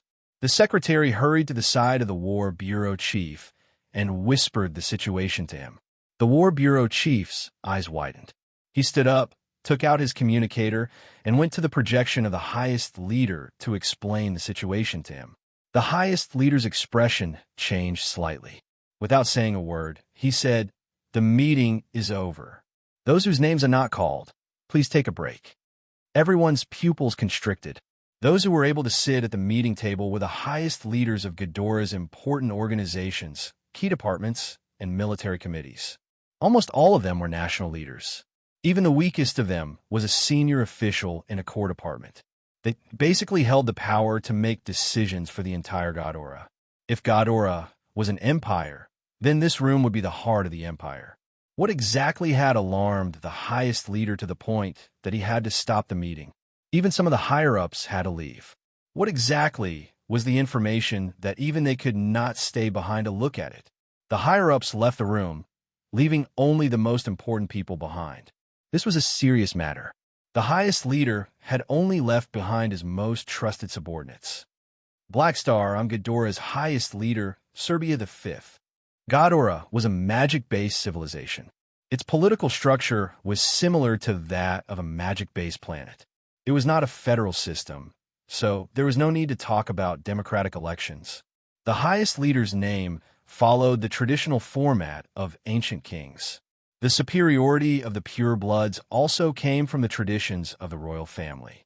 However, in the interstellar era, Ghidorah's traditional political structure had made some changes.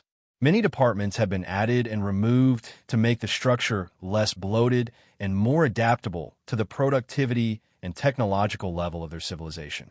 The highest leader was no longer a lifelong position. His authority was restricted, and a lot of his authority was given out. The nobles and royal bloodlines were not as respected as in history. Most of their privileges were taken away, and only their status and family honor were retained. This was something that the people of Ghidorah, who had seen the colorful interstellar era, could barely accept. As a star system civilization, the people's ideological level and the country's system advanced together.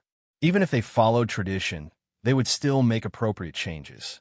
Once the system fell far behind the ideological level, there was an 80% chance that there would be a reformation.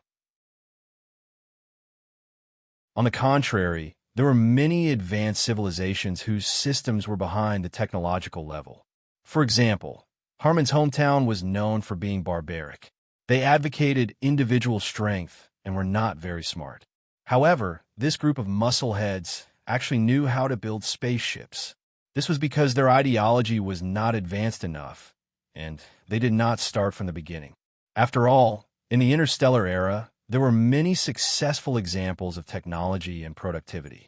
There were many types of technology, and the influence of the system on productivity was reduced. Thus, the three universal civilizations had different systems, but they were evenly matched. Facing the highest leader of Ghidorah, Nagajan bowed respectfully, and Han Shao nodded casually. This was one of the benefits of being a mercenary. There was no need for him to bow. "This is our third negotiation," Han Shao said with a smile. The first time was to provide the sample of the mutation source. The second time was to reveal the Dark Star plan and act as the middleman for the large mercenary groups. This was the third time. For the first two times, the people who negotiated with him were the upper echelons. However, for the third time, he was directly communicating with the highest leader. Without any small talk, they went straight to the main topic. Han Shao wanted to prove that the information was reliable. Rista's achievements could not be replicated, and to Ghidorah, this information was 100 times more valuable than the sample of the mutation source. Dark Star was like the cancer of the civilization, and there was not a day that Ghidorah did not want to get rid of Dark Star. Both parties have been fighting for many years, and if they could completely get rid of Dark Star, the meaning was not just getting rid of a mortal enemy. In terms of bloodline, reputation, status, and public opinion, they would gain a lot. This is the third time that Ghidorah is making a deal with you. This information is very important. Are you making a personal deal, or are you representing Floating Dragon? Serbia V asked. I'm representing Floating Dragon. Han Shao nodded. This meant that he was using his identity as a guarantee, and the deal was very formal. What do you want? Ghidorah was determined to get this information, and he did not intend to be polite this time. Han Shao narrowed his eyes and slowly said, 50-50 ships. One large battleship. I don't want Ghidorah's model. I want a pure technological product. Second, I need you to open up your super knowledge database and let me copy a portion of your knowledge. Third, after this is done, you have to announce my contribution to the entire galaxy. Fourth, I want 20 million anas. This condition was more than 10 times more expensive than the sample of the mutation source. Every department had a limited budget, and this was not a small sum. Furthermore, they had just engaged in a war not too long ago, and the burning of money was a little too fast. Serbia V frowned and pondered for a moment. Sure, I'll pay you 5 million anas first, and we'll hand over the rest of the money and battleships after this matter is over. At that time, you can copy 5 types of super knowledge. As for announcing your contribution, you want to increase your reputation, right? Sure, as long as this operation is successful, we will make an official announcement. Wow, he agreed so easily. If I had known, I would have raised the price a little. Han Shao coughed and hesitated. Is it too late to raise the price now? No. Serbia V's face darkened. Han Shao shook his head. This was the biggest deal he had ever made, and this information was very valuable. However, he still needed Ghidorah to do it in the end. It would not be good to extort them too much. Even if they really wanted the information, Ghidorah would definitely lower the price and would not agree to such an exorbitant demand. He was about to bring the players into the galaxy, and he would need a lot of funds to open up many connections. This amount of money was more than enough to last him for a long time. If he used the 20 million anas to purchase spaceships at cost price, he would be able to form a fleet of almost 100 battleships. I look forward to working with you, Han Shao said. We will wait for your good news. Nagajan, you will stay in Blue Star for the time being and be in charge of communication. Yes. Nagajan nodded. A few days after the attack on planet Golden Gate, somewhere in the Garten Star system, a Dark Star fleet was moving at high speed. This fleet was currently heading toward planet Aquamarine, and Degulish was the commander. Accompanying him was Ember, as well as a high-ranking officer by the name of Terry. There were a total of 3 Calamity-grade supers, and in order to kill Black Star, Degulish had mobilized more than half of his high-end combatants. Previously, when the attack on Planet Golden Gate failed, the leader of Dark Star was slightly surprised. However, he did not have an intense reaction and only allowed Degulish to continue attacking Blue Star according to plan. Now, the Dark Star's plan had deviated from its original path and was completely messed up. They could only make use of the time they had to cause God Aura to suffer losses. At this moment, their aggro toward Han Shao was extremely stable, considering that Black Star had the Blacklight stealth and was extremely fast at escaping. If they wanted to kill him, they would have to force Black Star to participate in the battle. Thus, attacking Black Star's hometown, Blue Star, was also to force Black Star to stay behind and fight. After Ghidorah's fleet leaves, we will attack Blue Star and use the space disruption device to cover the atmosphere of Blue Star. Although it is useless against the Blacklight stealth, it can at least slow down the speed at which the hyperdrive base station opens and prevent the other Calamity planets from sending reinforcements. I have already checked. Ames left the Garden Star system a few days ago, and Black Star's backer is no longer around. Ashes will lead a group of troops as the vanguard. The rest of us will hide and wait for Ashes to hold Black Star back before we make our move. We cannot reveal all our strength at the start, or we will scare Black Star away. Degulish had a solemn expression as he spoke to the two of them. Terry did not comment. Ashes coldly said,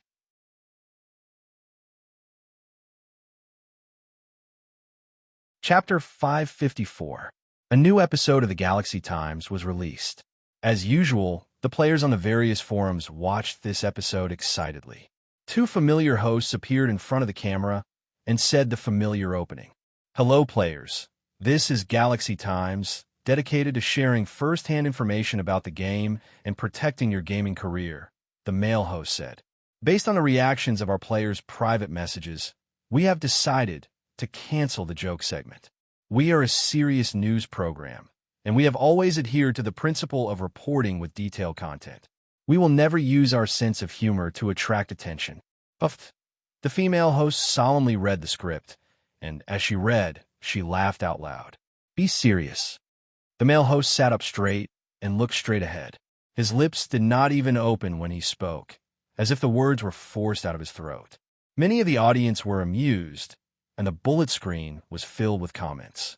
Hey, what do you mean by canceling? This segment is supposed to be a cold joke segment. Ha ha, this is even funnier than a cold joke. The program continued, and the female host said, this episode was released 2 days late.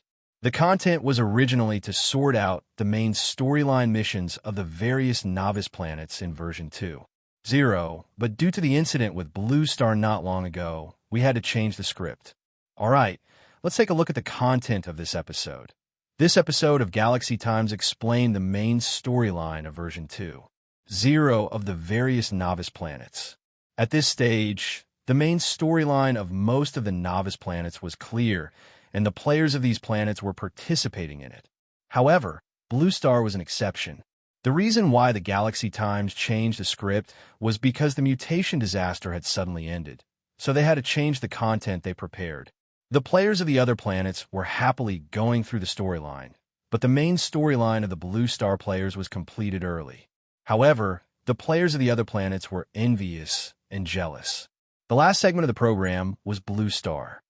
Before this, in version 1.0, Blue Star was the only place where players came into contact with the galaxy. Let's make a comparison. Every novice planet has its own specialty, and Blue Star's specialty might be that they can enter the galaxy earlier. This time, Blue Star has ended the main storyline of the planet ahead of time. This also means that the players will enter the interstellar map earlier than the other novice planets in version 1.0. According to the storyline of Blue Star, the NPC guiding the players is the former Black Phantom, the current Black Star. This is a legendary figure. There are many ways to learn about his past deeds, so I won't waste time here. Although the main storyline of the planet had ended early, they could enter the galaxy as soon as possible. To all the players, This was much more important than the original main storyline of version 2.0. The Blue Star players were very happy, and the Chinese clubs were even happier. They had made the right choice in choosing Blue Star. They had entered the galaxy early and were ahead of the other clubs in all aspects. From Black Star's actions, the other novice planets will also have a guiding faction. We will focus on introducing the actions of Black Star and the Black Star mercenary on Blue Star. The two hosts read the script and analyzed Han Zhao's actions during the mutation disaster from various angles. They then analyzed the strengths and weaknesses of the Black Star mercenary faction and gave a very high evaluation. According to the experience of the professional players under Black Star in version 1.0, the benefits of the Black Star mercenary were many. Furthermore, it was a growing faction. This meant that the players' struggles for the mercenary group could increase the various values of the mercenary group and provide more benefits for the faction. Galaxy Times believed that this guiding faction would be a faction that could stay for a long time. It was even possible that the Black Star mercenary itself was a hidden main storyline.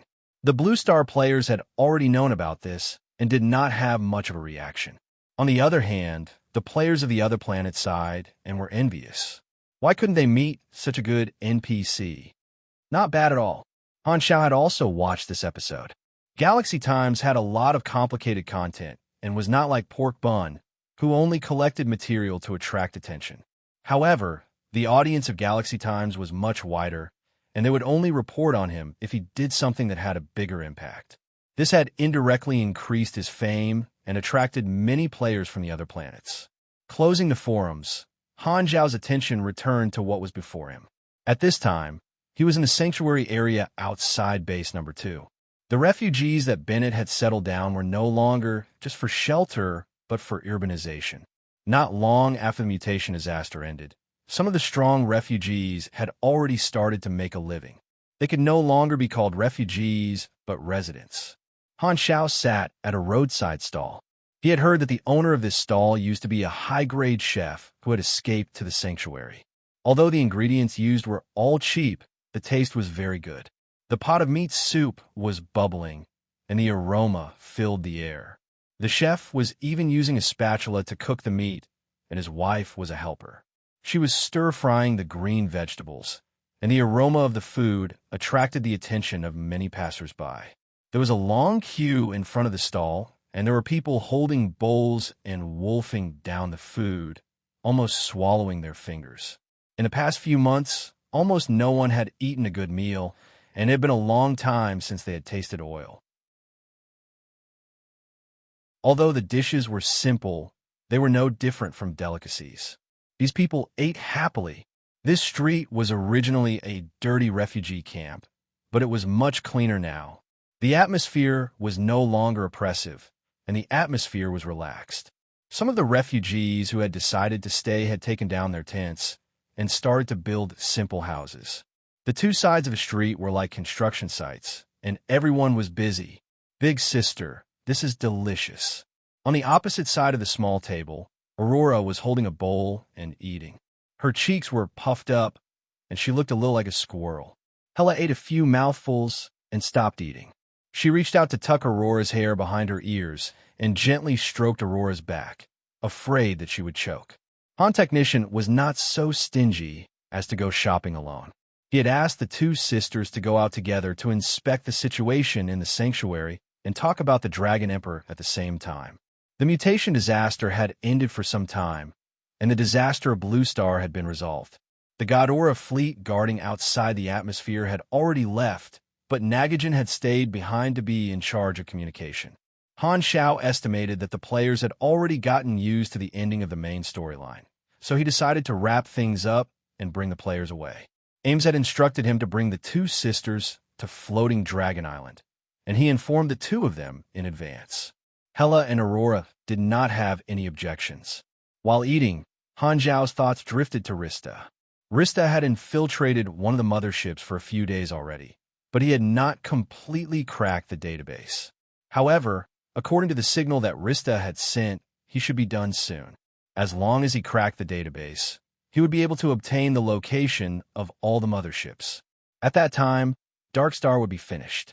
Recently, It was reported that the situation of the other Calamity planets had increased, and Ghidorah's rescue team had suffered a setback. It seems like the infiltrators of Darkstar used equipment to find the mutation source and actively fed it energy to increase the growth rate of the mutation source. Han Xiao pondered for a moment before shaking his head. Most likely, Ghidorah's attention was no longer on disaster relief. They were just waiting for his intelligence to get rid of Darkstar once and for all. Wiping his mouth, Han Xiao stood up and prepared to pay. The stall owner wiped his hands on his clothes and hurriedly declined. "Your Excellency, you are our savior, and all of us owe you our lives. How can we take your money?" The stall owner's attitude was firm, and the surrounding people also agreed. Hearing that, Han Xiao did not insist and patted Hella's head. "Then, you can pay. Did I allow you to touch my head? Do you think I am Aurora?" B.R. Hela slapped his hand away in annoyance and glared at him. She hesitated for a while before taking out her wallet. Doo-doo, at this moment, his communicator suddenly rang. It was a message from Rista. "I have successfully cracked the database and can locate the location of all the motherships of Darkstar.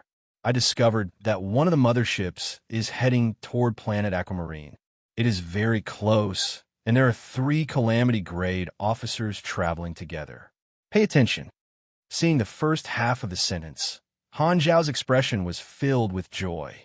However, after reading the second half, his expression became serious. A mothership is heading toward Blue Star? The purpose was obvious. The 3 Calamity-grade officers of Darkstar were definitely not there for sightseeing. Could it be that Darkstar wants to destroy the planet that has successfully resolved the disaster?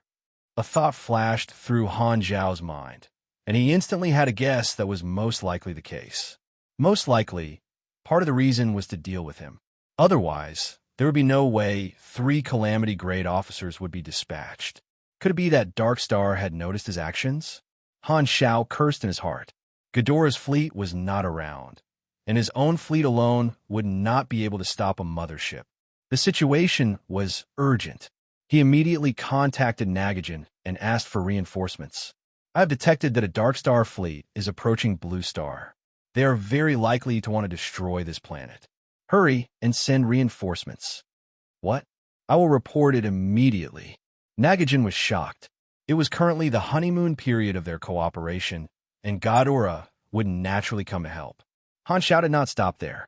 He contacted Bennett and the 6 Nations and asked them to immediately arrange for people to guide the citizens of the city into the underground air defense facilities to take refuge. Darkstar would launch a global attack. Without a fleet to protect the planet, it would be 100 times more dangerous than the previous time. They would be like a young girl exposed in front of a group of burly men. They could only try their best to reduce their losses before reinforcements arrived.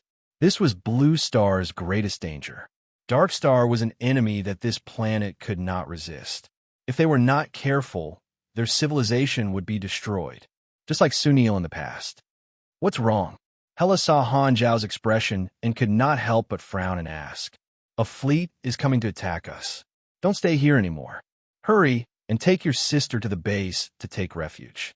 I will open the base's protective shield later," Han Xiao said quickly. "Aurora, go back. I can stay here and help you," Hela said with a deep voice. "Help my ass. This battlefield is still too early for you." Han Xiao was not polite at all. Facing 3 Calamity grades, even he would feel immense pressure. If not for the 2 molding talents that he had recently obtained, he would not be willing to take the risk. Hela was still far from being qualified to participate in a battle of this level. Hela's face stiffened, and she gritted her teeth angrily.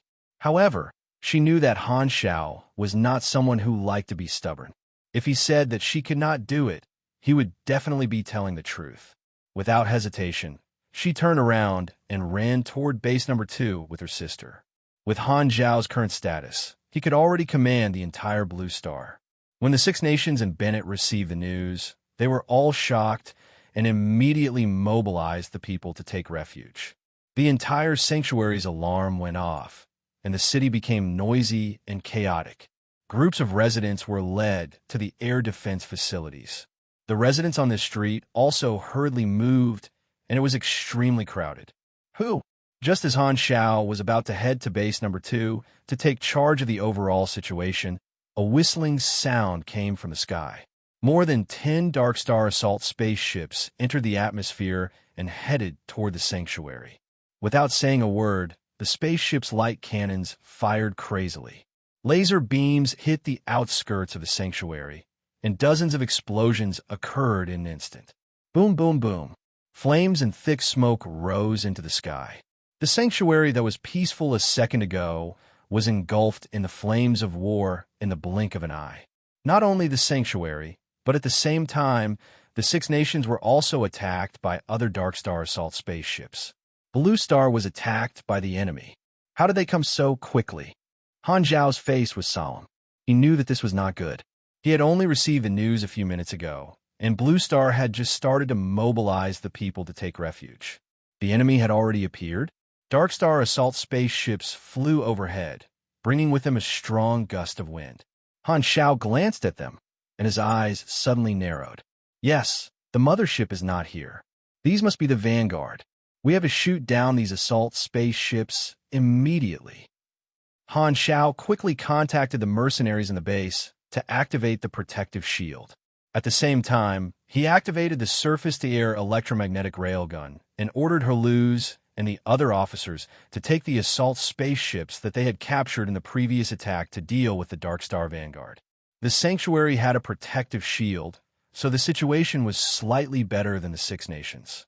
The Six Nations needed emergency support. Just as he gave the order, Han Xiao suddenly sensed danger approaching. He quickly dodged, only to see a black arrow dozens of meters long stabbed into the ground where he was originally standing. Bang! The street cracked open. The next moment, the black arrow collapsed, turning into countless black particles that surrounded a figure in the sky. Ashes looked down at Han Xiao. He snapped his fingers expressionlessly. "Ha! This attack is not aimed at me." Han Xiaoxin tensed up, and he quickly turned around. Behind him were the residents of this street, fleeing into the distance.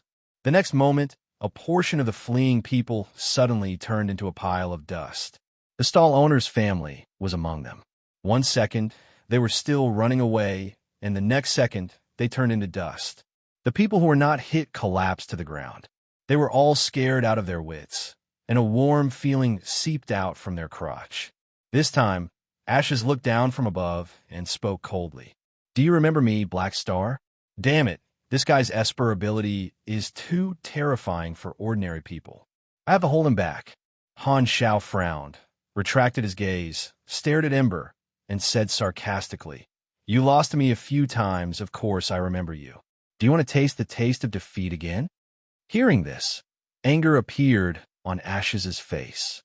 But when he remembered that his mission was to force Black Star to stay and fight, his anger quickly turned into a sneer. "Hee hee, you think I'm here to deal with you this time?" Ashes looked up and looked into the distance. He saw the sanctuary city on fire, and the assault ships were constantly attacking. The streets were blasted into ruins, and waves of people were fleeing in panic. His eyes swept across the chaotic crowd and locked onto Hela and Aurora, who were fleeing in the distance. "I already know who you are. Those 2 women are your friends, right? Collect their corpses, if there are any left." Ashes suddenly activated his Esper ability and clenched his fist.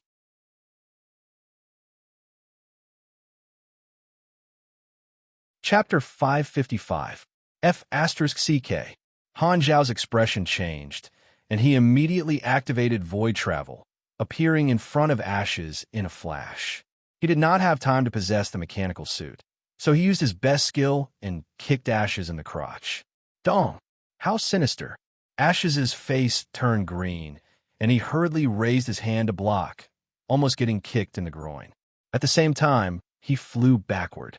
Han Zhao's barehanded attack without the mechanical suit did not cause much damage, but Ash's Esper ability was interrupted. Only then did the mechanical suit possess him, and Han Xiao entered battle mode. He turned around and saw that Hela, who had been hit by Ashes, had lost a leg, and Aurora had lost an arm. Aurora released a bright golden light from her palm and pressed it on Hela. Hela's leg quickly grew back, and only then did Aurora use her Esper ability to let her arm grow back. Hela hurriedly carried Aurora and continued to run, her speed increasing. The attack just now made her realize the difference in strength, and she knew that she would only be a burden to Han Xiao if she stayed. What a terrifying ability. He has always been dealing with such dangerous enemies. A hint of anxiety appeared on her cold and beautiful face. Luckily, Aurora's Esper ability can even heal disabilities. Her ability seems to have become stronger. Seeing that the two sisters were fine, Han Xiao heaved a sigh of relief. Hela and Aurora's abilities complemented each other. Although their abilities were weaker, they would not die so easily. Thinking back to when the Germinal organization broke out, Hela's stomach had a hole in it, but she had survived with her near-death recovery ability. Now, with Aurora by his side, it was equivalent to carrying a super large health potion. Can you stop me? Ashes did not give chase and immediately changed his target to Han Xiao. The civilians were just bait. He pretended to attack others to force Black Star to stay and fight. Dozens of black waves shot toward Han Xiao like long snakes. They were as fast as arrows, blotting out the sky and covering the earth. This was not the first time he had fought with Han Xiao. He knew that Han Xiao was not easy to deal with, so he went all out. The compressed orbs that he always carried with him opened up, and the halo array of the hovering shield shuttles weaved a full-body shield. The torrent of black particles hit the shield fiercely, and countless tiny diamond wheels grinded out countless sparks. The golden light flickered, and the energy ripples continued. Han Xiao was pushed back by the huge force, and his feet dug a trench on the ground. An open field is advantageous to him. His grade is higher than mine, and his basic attributes are stronger. I can only hold him back. Han Xiao's expression was grim. The situation was not good. Ashes was only the vanguard, and there were still 2 Calamity-grade supers and a mothership behind him. To Blue Star, this was an overwhelming force. The only way was to hold on until reinforcements arrived. If Ghidorah wanted his information, he would naturally come. At this time, a new mission appeared on the interface. You have triggered the emergency mission, Blue Star Crisis.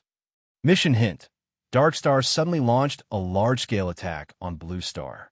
This planet needs your protection. Try your best to block the enemy.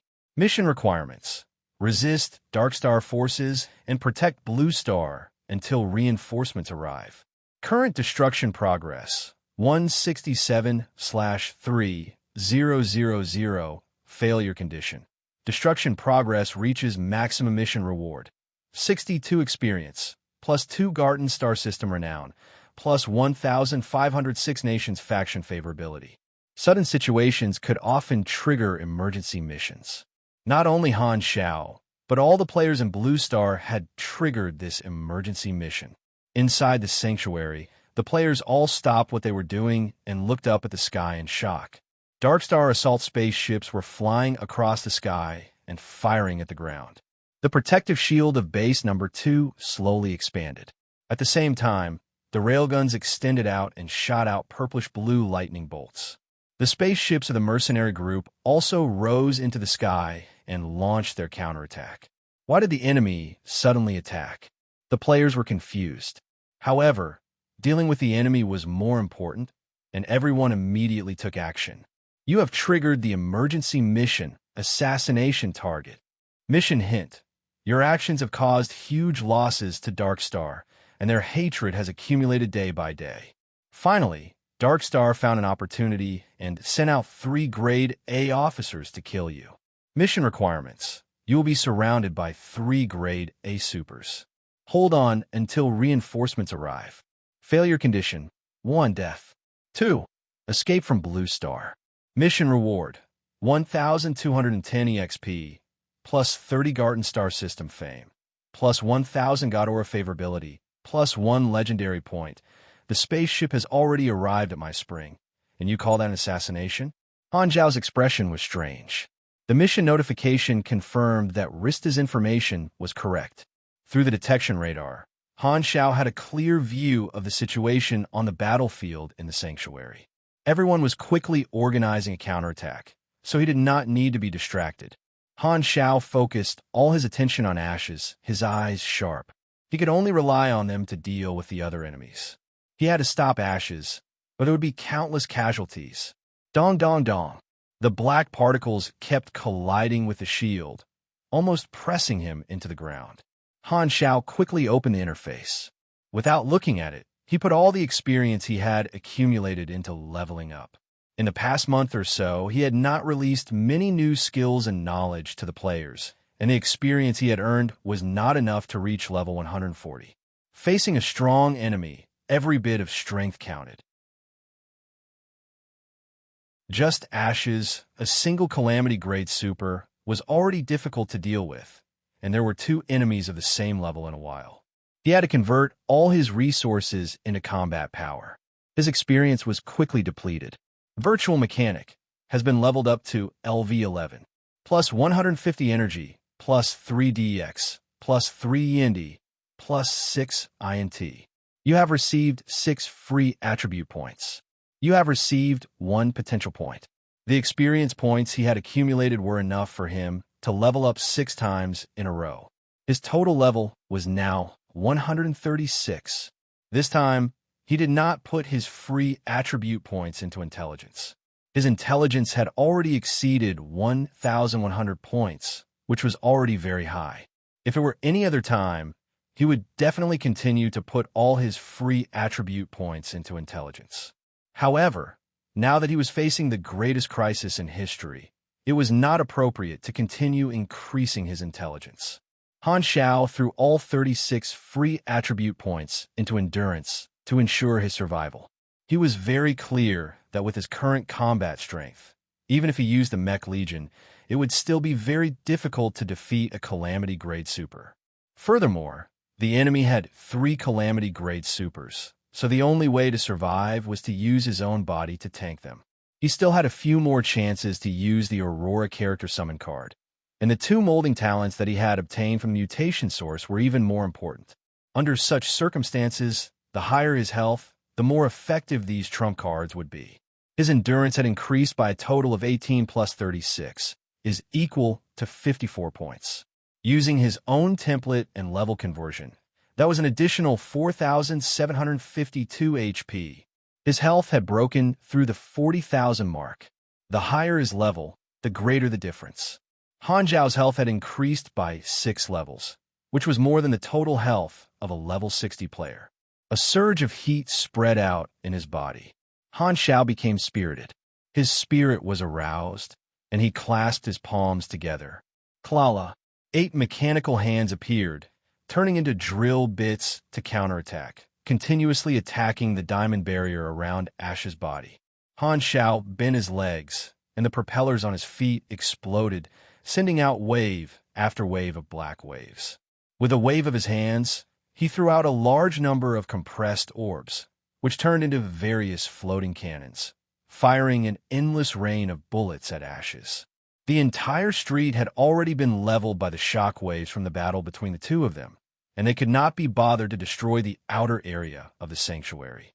Han Xiao threw out another 2 compressed orbs, and the 2 Oath Keepers, Fighter and Cannoneer, appeared to protect him.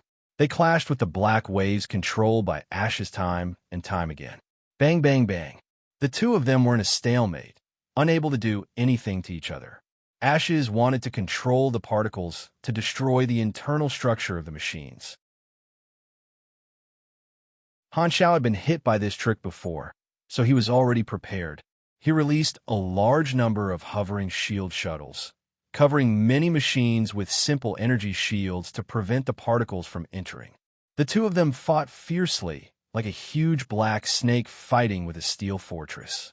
They moved around the outside of the sanctuary, and everywhere they passed, ruins were left behind. At this moment, a golden light shot from afar like a meteor, slamming into the black snake under Ash's feet. The snake's head exploded, and a rumbling sound was heard. Ash's eyes narrowed, and he hurriedly controlled the black wave under his feet to float. The golden iron fist almost hit his chin. Nagajin, surrounded by golden flames, landed beside Han Xiao, standing side by side, glaring at Ashes. Nagajin's entrance temporarily interrupted the battle between the two. Blackstar, are you okay? Don't worry, he won't be able to hurt me. Han Xiao turned to look at Nagajin and said with a deep voice, Have the reinforcements arrived? Nagajin's expression was grave, and he shook his head. I have already informed the War Bureau, and the fleets from the other Calamity planets will rush over through the hyperdrive base station. Originally, it would only take about 3 minutes, but Darkstar has set up a spatial disturbance device in outer space, preventing us from sending reinforcements. It will take even longer for the reinforcements to arrive. If the Blue Star fleet had not retreated, they would have been able to delay the reinforcements. However, the War Bureau had placed all their attention on destroying Darkstar. Seeing that the calamity on Blue Star had been resolved, they retracted their fleet according to the original plan. Furthermore, the victory on planet Golden Gate made them think that Darkstar would stop for a while. They did not expect Darkstar to act so quickly. Thankfully, the enemy is only a single Calamity-grade super. He is Ashes, the one who massacred tens of millions of people in Long Arc Constellation. I will fight alongside you and get rid of him as soon as possible. Nagajin stared at Ashes and was ready to make a move. Ashes' expression changed slightly. He was wary and furious. It was the two people in front of him who had killed Anner, and he still remembered it clearly. The fleet had already retreated, so why was there still a high-level combatant from Godora left behind? Ashes frowned. His mission was to stall Blackstar, and he could do it with ease. However, if Nagajin was added into the mix, his hands would be tied. Only with Degulish and Terry will we be able to win in a 3 versus 2 situation. Thankfully, they do not know that there are 2 people lying in ambush here. We might even be able to get rid of a Godora expert. Buy one, get one free. Ashes was confident and looked at the 2 of them coldly. This time, Han Xiao grabbed onto Nagajin's shoulder and said with a deep voice, Don't do it. I will stall him. You go deal with the assault spaceships in the sky. Tell Herluz to bring a portion of the Inhumans to reinforce the 6 nations. You and I, as well as the defensive shield and anti-air weapons, are still in good condition. The 6 nations are the ones in danger and urgently need reinforcements. Nagajin was surprised and frowned. What do you mean by that? If the 2 of us work together, we will be able to get rid of him very quickly, just like in Norios. It won't be that easy. Han Xiao waved his hands. The last time, he had the Dragon Emperor character summon card, which had destroyed Anner's defenses and given Nagajin a chance to practice military boxing. This time, he did not have a character summon card and would not be able to kill Ashes in a short period of time. Rather than that, it would be better for him to stall Ashes while Nagajin returned to defend the base. In just a short while, the destruction progress had increased by more than 400 points. He had to stop the assault spaceships. Furthermore, there would be another 2 Calamity-grade supers ambushing him in a while, and he would be able to stall 3 high-level combatants by himself. With the Aurora character summon card and his 2 molding talents, it would be extremely difficult for the enemy to kill him. However, if Nagajin was beside him, the situation would be different. If the 3 Darkstar turned around and surrounded Nagajin, Nagajin would be in danger. Although he was a grade A pugilist, his defense was far from being as thick as Han Xiao's. All right, I'll leave him to you. Nagajin clenched his teeth. Since Han Xiao insisted, he could only choose to believe in his comrade. He looked deeply at Ashes before turning around and running back to the base. Seeing this, Ashes looked at Han Xiao with a mocking gaze. Mission complete. Blackstar fell for it. He actually rejected Nagajin's help and stayed behind to deal with me? You asked for it yourself. When Degulish and Terry arrive, you won't be able to run even if you want to. From his perspective, Han Xiao did not know that there was an ambush. Ashes was secretly delighted. He really wanted to see how panicked Blackstar would be when the ambush appeared. At this time, the entire sanctuary was burning with flames, and chaos could be seen everywhere. The sound of cannon fire, screams, and screams could be heard everywhere. Darkstar had brought a direct disaster to this planet, and stopping the mutation disaster would result in a retaliatory attack. Han Xiao took a deep breath, suppressed the frustration in his heart, and ignored the chaos in the outside world. As a chaos believer who took most things lightly, he could quickly regain his calmness during a battle and throw all the losses and casualties out of his mind. Ashes stepped on the black tide and floated in midair, looking down at Han Xiao with killing intent on his face. If it was just Blackstar alone, he would not have to be afraid. You haven't reached the calamity grade yet, right? How are you going to deal with me if you don't set up a trap ahead of time? Hearing this, Han Zhao's voice sounded from Mechanical Suit's helmet. The last time we fought was more than a year ago. Your strength hasn't improved, but I'm different from you. Philip, release all the armies. Understood, Hamhu. Risto was not around, and Philip replaced him in controlling the Blacklight stealth, passing through the battlefield between the spaceships and the mercenaries before arriving above Han Xiao. Numerous army boxes with different numbers were spat out from the bottom of the spaceship, and they flew toward the area where Han Xiao was located like rockets. Han Zhao's eyes lit up, and he raised his right hand toward the sky. Surging mechanical force shot into the sky like countless lightning whips, connecting all the army boxes.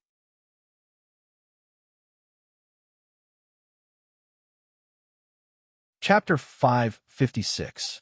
The forked mechanical force lightning connected to a few army boxes. Han Xiao clenched his right fist and swung the lightning down. The military box opened with a bang, and countless compressed orbs were shot towards Ashes like bullets, like thousands of arrows being shot at the same time. Clack! The dense sounds of mechanical components moving joined together, even suppressing all other sounds. All the compressed orbs opened up in midair, turning into countless mechanical objects that really blotted out the sky and covered the sun. They brazenly pounced down as if there was a metal rainstorm. Ash's expression changed, and he hurriedly controlled the black tide to collide with them. Bang! Bang! Bang! The black tide was forcibly shattered, and the mechanical soldiers fell to the ground one after another. They were of different models and appearances, and some were tall while others were short. They covered the entire area, and Ember was surrounded by them all by himself. He was alone and helpless. There were a total of 4 army boxes. Number 001 was Mechanical Beast Guard's army. Thousands of mechanical beasts circled around Ashes like wild beasts observing their prey. Number 002 was Assault Artillery Regiment. This was a long-range unit that provided cover fire. They were located at the back of the formation, and they were all long-range attacking machines. There were rapid-fire cannons, large-caliber cannons, self-propelled cannons, small railguns, and so on. The cannons were aimed at Ashes from afar. Number 003 was G1 Steel Army. This was a mixed army, and they had the largest number of mechanical soldiers.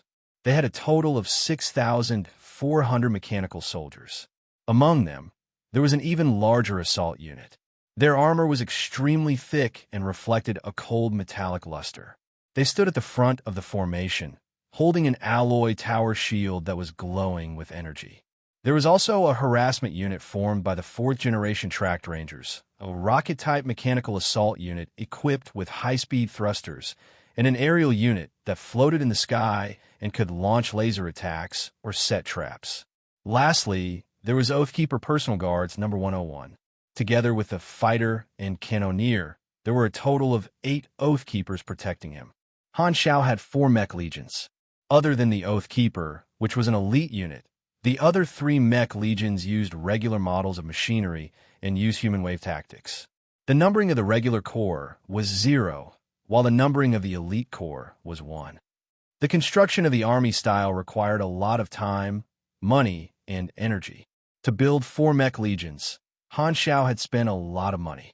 Even with the help of the assembly line, it still took a lot of time to build the machines. The mechanical soldiers he had configured were all carefully selected blueprints. They had combat power and could be quickly replaced if they were lost. In theory, as long as one had the money, they could build as many armies as they wanted, as long as the AI controlling the army could keep up with the calculation speed. If one AI was not enough, then they could build another one. With money, they could do whatever they wanted. However, Han Shao had only built 4 armies, which took him nearly 3 months. He had originally planned to expand his army after reaching A rank. That would be a huge leap forward, and his manufacturing speed would be greatly increased, saving him a lot of time. Moreover, the mechanical attributes he would build would also be stronger, and there would be more powerful blueprints. This was the first time Han Shao had mobilized the entire Mech Legion. The Mech Legion surrounded Ashes, their alloy armor reflecting the sunlight. Han Shao fired a void spray at Ashes. The muzzle of the gun pointed in the direction of the army. Kaboom! The next second, the Mech Legion pressed forward like a metal tide. The cannon fire was almost endless. Every second, thousands of light cannons would hit Ember's black tide barrier. The diamond barrier was constantly being shattered and reformed. Ember suddenly felt a great pressure and clenched his teeth. Even if he had calamity-grade resistance, if he was hit by so many attacks, he would definitely be seriously injured. Ashes felt as if an entire division was surrounding him, and he was overwhelmed by the machines. He did not know what to do. His face was filled with shock. Every time he fought with Black Star, the speed of his opponent's growth would make him subconsciously feel fear. The gap between them seemed to be shrinking, and he was being caught up. Can I beat him? Ash's eyes were instantly bloodshot, and he roared in anger. Smoke-like carbon particles rose from all directions and merged into his black tide. The black tide continued to grow and soon formed a cloud of black particles that covered hundreds of meters. The cloud kept changing its shape, and the outer layer kept turning into diamond to block the attacks. At the same time, a few giant black snakes poked their heads out of the black cloud and passed through the mechanical army. They kept swallowing and destroying the mechanical soldiers, kicking up clouds of dust. Calamity grades are indeed not easy to deal with. Han Shao continued to release mechanical force, providing a large number of bonuses to the machines. He was not worried about the energy consumption at all. As long as he charged into the black tide and took a few hits, his energy would more or less be fully recovered. This was how unbridled a perpetual motion machine was. The army style used the human wave tactic, and it was even more perverse than the summoning class. The summoning class would at least consume energy, but the army style's machines were prepared in advance. Both had their pros and cons, and in terms of combat power, the army style had the advantage. The summoning class burned energy, while the army style burned money. Just like the legendary skill Desperate Gambit, money was equivalent to the combat power of a mechanic. The army style could crush opponents of the same level, and it could exhaust those of the higher levels. Ashes, a calamity grade super, was in a passive position. In the past, when he was in Norios, Han Shao could only avoid direct battles. Now, he could fight head-on with Ashes and even suppress him. The change was obvious. Even if Ashes could withstand it, he would be able to resist the focus fire and slowly eat away at the Mech Legion. However, his energy was limited, and if he could continue to exhaust it, it would be hard to tell who would emerge victorious. This meant that the chances of Ashes losing were not low. Calamity grade supers were basically undefeatable against grade B supers. There were very few grade B supers who could surpass the gap between them and defeat a calamity grade super. The battle between the two of them was reaching its climax. After the Mech Legion entered the battle, the commotion caused was like an earthquake, and it was difficult not to notice. The players far away in the base were shocked when they saw the battle between Han Shao and Ashes. Compared to the strength displayed by Black Star, his performance in dealing with the mutation source was like child's play. Pork Bun's eyes lit up, and he fearlessly rushed to the front lines to record the battle. Hela brought Aurora back to the protective shield of the base. She turned around to look at the shockingly large battlefield, and a look of worry flashed through her eyes. Han Shao was right. She could not interfere in a battle of this level. In the sky, Nagajan was leading his troops to fight against the Dark Star battleships that were attacking the sanctuary. Haluz and the rest were following Han Zhao's orders and leading a portion of the players to reinforce the Six Nations. Right at this moment, a new batch of Dark Star battleships appeared in the sky and rapidly approached. The number of battleships was many times that of the first batch. The main force of Dark Star had arrived. Everyone's faces changed. The situation had become even worse. As the two auras descended, Han Zhao's eyes flickered, and he ordered the Mech Legion to stop their attacks and pull apart the distance between them, protecting him in the center. Ashes was panting slightly. He had only faced the Mech Legion style for a short while, and he was already feeling exhausted. He realized that if he continued fighting, he would most likely die. His Esper ability was suitable for killing carbon-based life forms, but it was not that effective against these alloy machines. If they were just ordinary machines, it would still be fine. However, these were all machines that had been enhanced by Black Star's mechanical force, and it was extremely tiring to fight them. But at this time, Ashes smiled, containing great confidence. His reinforcements had arrived. In the other two directions, Degulish and Terry each occupied a position, forming a triangle with Ashes and surrounding Han Zhao. Not bad, Ashes. He's being held back by you. Degulish nodded, his body surging with energy. He was a pugilist. Ashes looked at Han Zhao, took a deep breath, and joked, "My mission is not to kill you, but to keep you here. The moment you fight, you'll fall into my trap. You didn't expect this, did you?" Ashes was hoping that Han Zhao would panic or run away. However, Han Zhao did not panic, nor did he have any intention of running away. Instead, he assumed a battle stance. Han Zhao also had the intention of holding back the enemy. At the same time, he did not want the enemy to discover that he had long known about the ambush. Thus, he went with the flow. In any case, his mechanical suit's helmet covered his face, and no one could see his expression. Looking at the three of them, Han Xiaoxin began a plan. This ambush is directed at me. 3 Calamity-grade supers, and their killing intent is really firm. Luckily, I released Rista, or I would have a headache like Godora. Right now, I have to do my best to hold back these 3 fellows so that they won't have the energy to deal with the others. That pugilist gives me the most pressure, and he's probably stronger than the other 2. I wonder if I can withstand the damage from the 3 of them, but it shouldn't be a problem for a short period of time. All sorts of thoughts flashed past his mind, and Han Zhao took a deep breath. He activated medium cell proliferation control, expending a portion of his energy to recover his health. Only 3? That's too little. Stubborn. Not seeing the scene that he was looking forward to, Ashes gritted his teeth in anger. Seeing that Han Zhao wanted to resist, Degulish sneered in his heart. A Grade B super was facing 3 Calamity-grade supers, and he still wanted to resist? Black Star was relying on his Mech Legion? Did he think that he could stop 3 Grade A supers just like that? It wouldn't take long to dismantle all of them, and it was even more impossible to stop them. As a pugilist, he could directly charge through the Mech Legion and kill Black Star. Overestimating himself, Terry patted his chest, and a light combat suit appeared on his body. A few pieces of metal that were as soft as cloth popped out of his arms. He didn't know what material they were made of, but when he flicked them casually, the metal pieces suddenly extended dozens of meters and swept out like a whip. It was like a fairy scattering flowers. Highly concentrated energy was wrapped around it, and it had an extremely strong cutting power, instantly cutting more than a dozen machines around it into pieces. This was a mechanical pugilist. I wonder how long the space disruption device will be able to stop Ghidorah's reinforcements. "Don't waste time and quickly get rid of him," Terry said.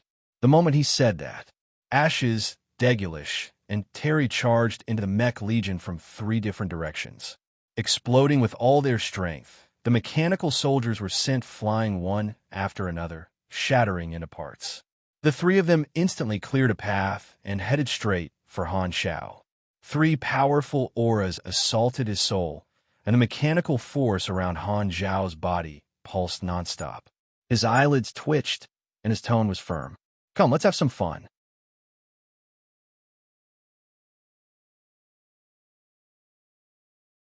Chapter 557. At the same time, the Six Nations were also attacked by the Dark Star spaceships. Without Han Zhao's base, the city was ravaged by cannon fire, and the streets were filled with charred bodies. The tanks opened fire at the spaceships in the sky, and the cannonballs exploded on the shields of the spaceships. However, even the armor-piercing bullets could not penetrate the shields of the galactic technology and could only cause some energy ripples. The Dark Star spaceships were not affected, and they left behind clouds of black smoke wherever they passed. They then turned to fire at the tanks. The cannonballs easily tore through the armor of the tanks and exploded from the inside, wiping out the tanks one after another. The difference in their civilization level was too great, and the Six Nations did not have the ability to resist. However, the fighter jets continued to attack the Dark Star spaceships and were shot down one after another. The other fighter jets continued to charge forward like moths to a flame. This was a one-sided battle, but not a single fighter jet turned around and fled. Even though they knew that it was impossible to break through the defenses of the spaceships, the fighter jets still stubbornly launched suicide attacks. The aliens wanted to destroy the entire planet, and there was no way out no matter where they fled.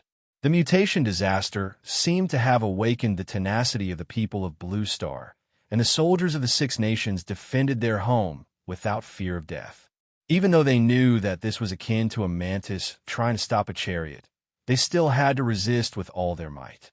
The upper echelons of the Six Nations looked at the Dark Star spaceships wreaking havoc in the city and saw the number of casualties continue to rise, and they felt a sense of sorrow from the bottom of their hearts.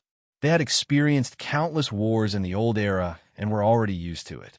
However, this was the first time they had encountered a battle where they had no choice but to sacrifice the lives of their soldiers and send them to their deaths while the enemy remained unharmed. The upper echelons of the Six Nations all had gloomy expressions, and they clenched their fists so tightly that their knuckles turned white. In the past few months, they had felt the sorrow of their civilization falling behind more than once. It was like a child being casually pinched by an adult, and their resistance was futile. Right at this moment, the reinforcement from the sanctuary arrived.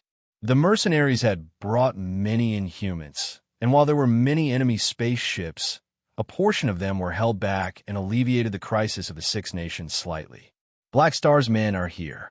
The upper echelons of the Six Nations loosened their fists. Thankfully, there is someone like Black Star on this weak planet of ours. Only then will we have the ability to retaliate. In the sky above the sanctuary, the number of Dark Star assault spaceships had increased by several times. Even more concentrated artillery fire landed on the city shield of the base, causing it to tremble and rumble continuously. With Nagajan's troops harassing them from the side, they were unable to break through the shield with concentrated fire. Nagajan, in particular, did not need to use any other means to deal with such small assault ships in the atmosphere. He just needed to blast through the shields of the spaceships and destroy them with just a few punches. His face was filled with worry as he looked at Han Zhao's battlefield from time to time. He had seen Degulish and the other two appear, and how could he not know that the enemy's goal was to ambush Black Star?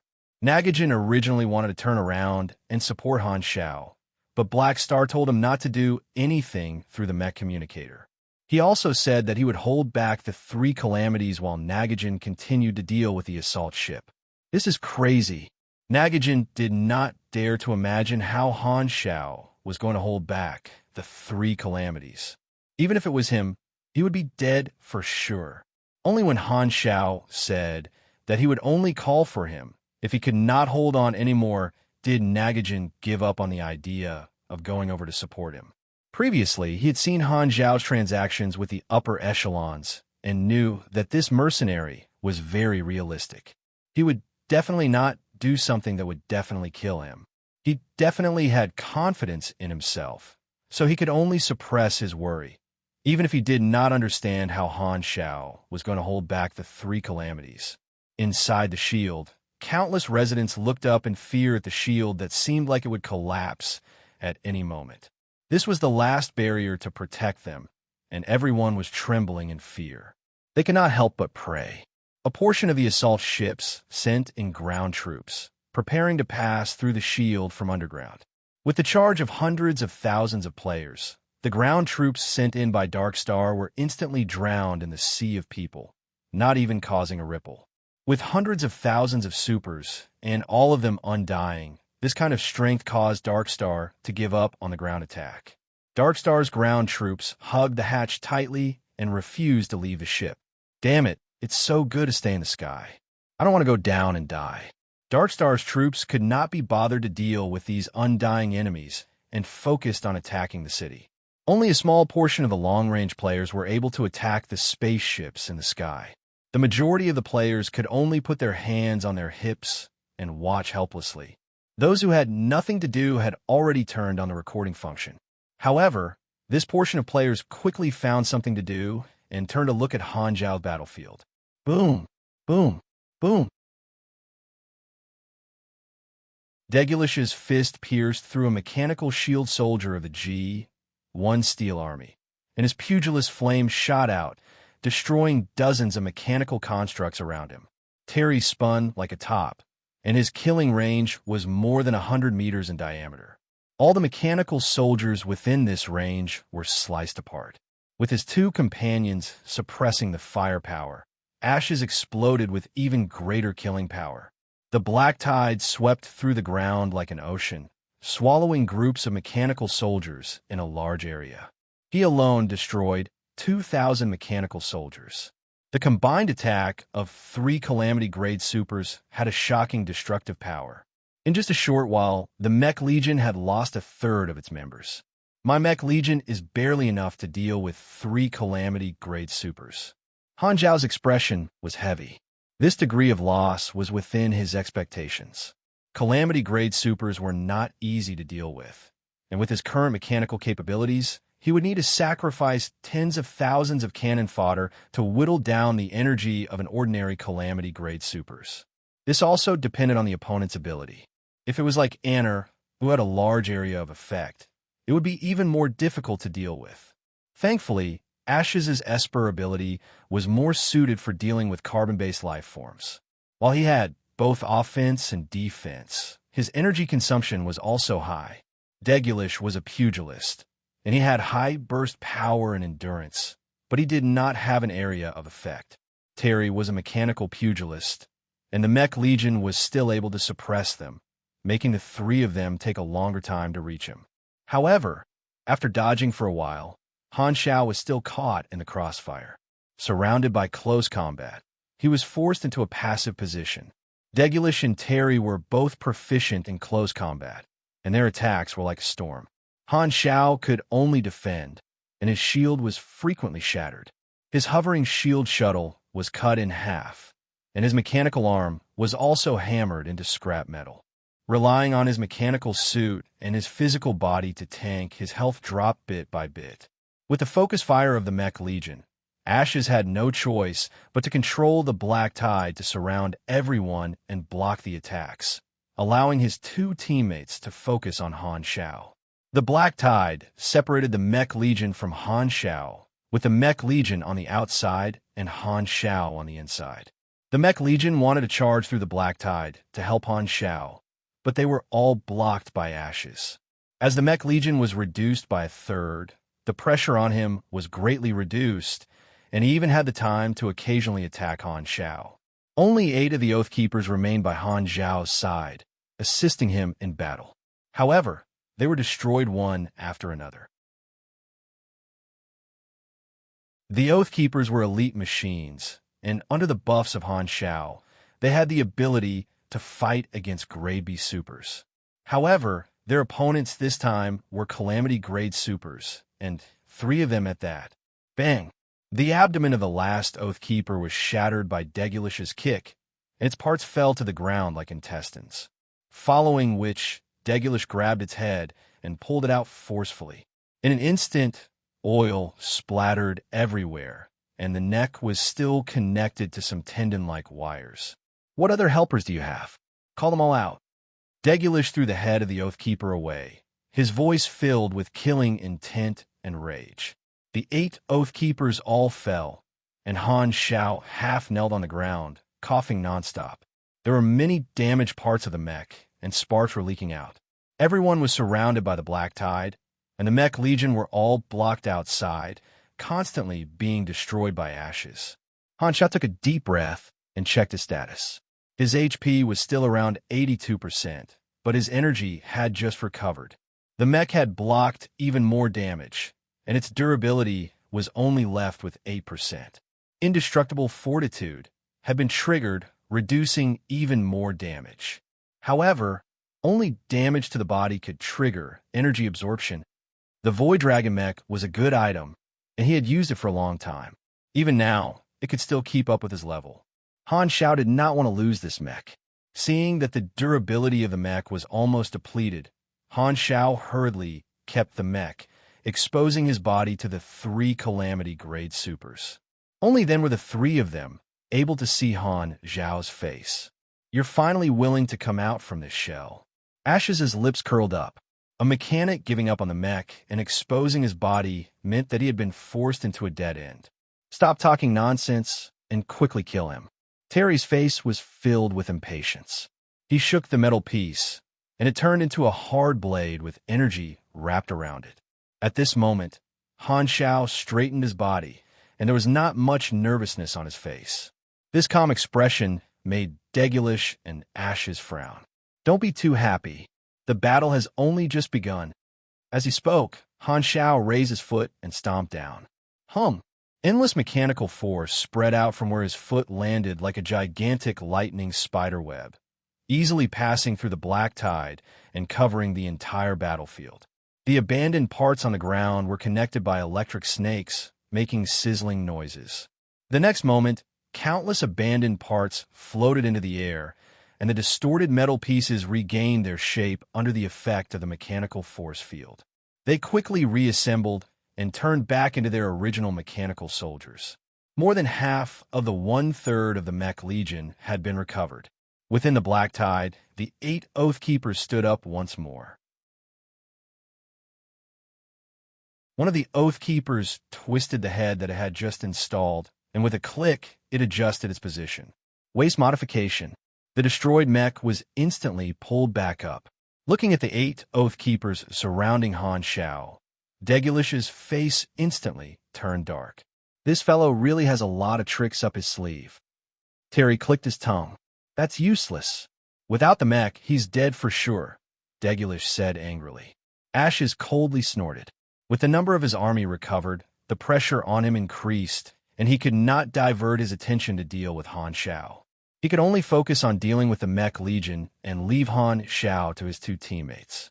Han Xiao's face turned slightly pale. Using waste modification on such a large scale consumed a terrifying amount of energy, and he had lost more than half of his maximum energy. The energy consumption of this skill depended on the area it covered and the number of mechs in the area.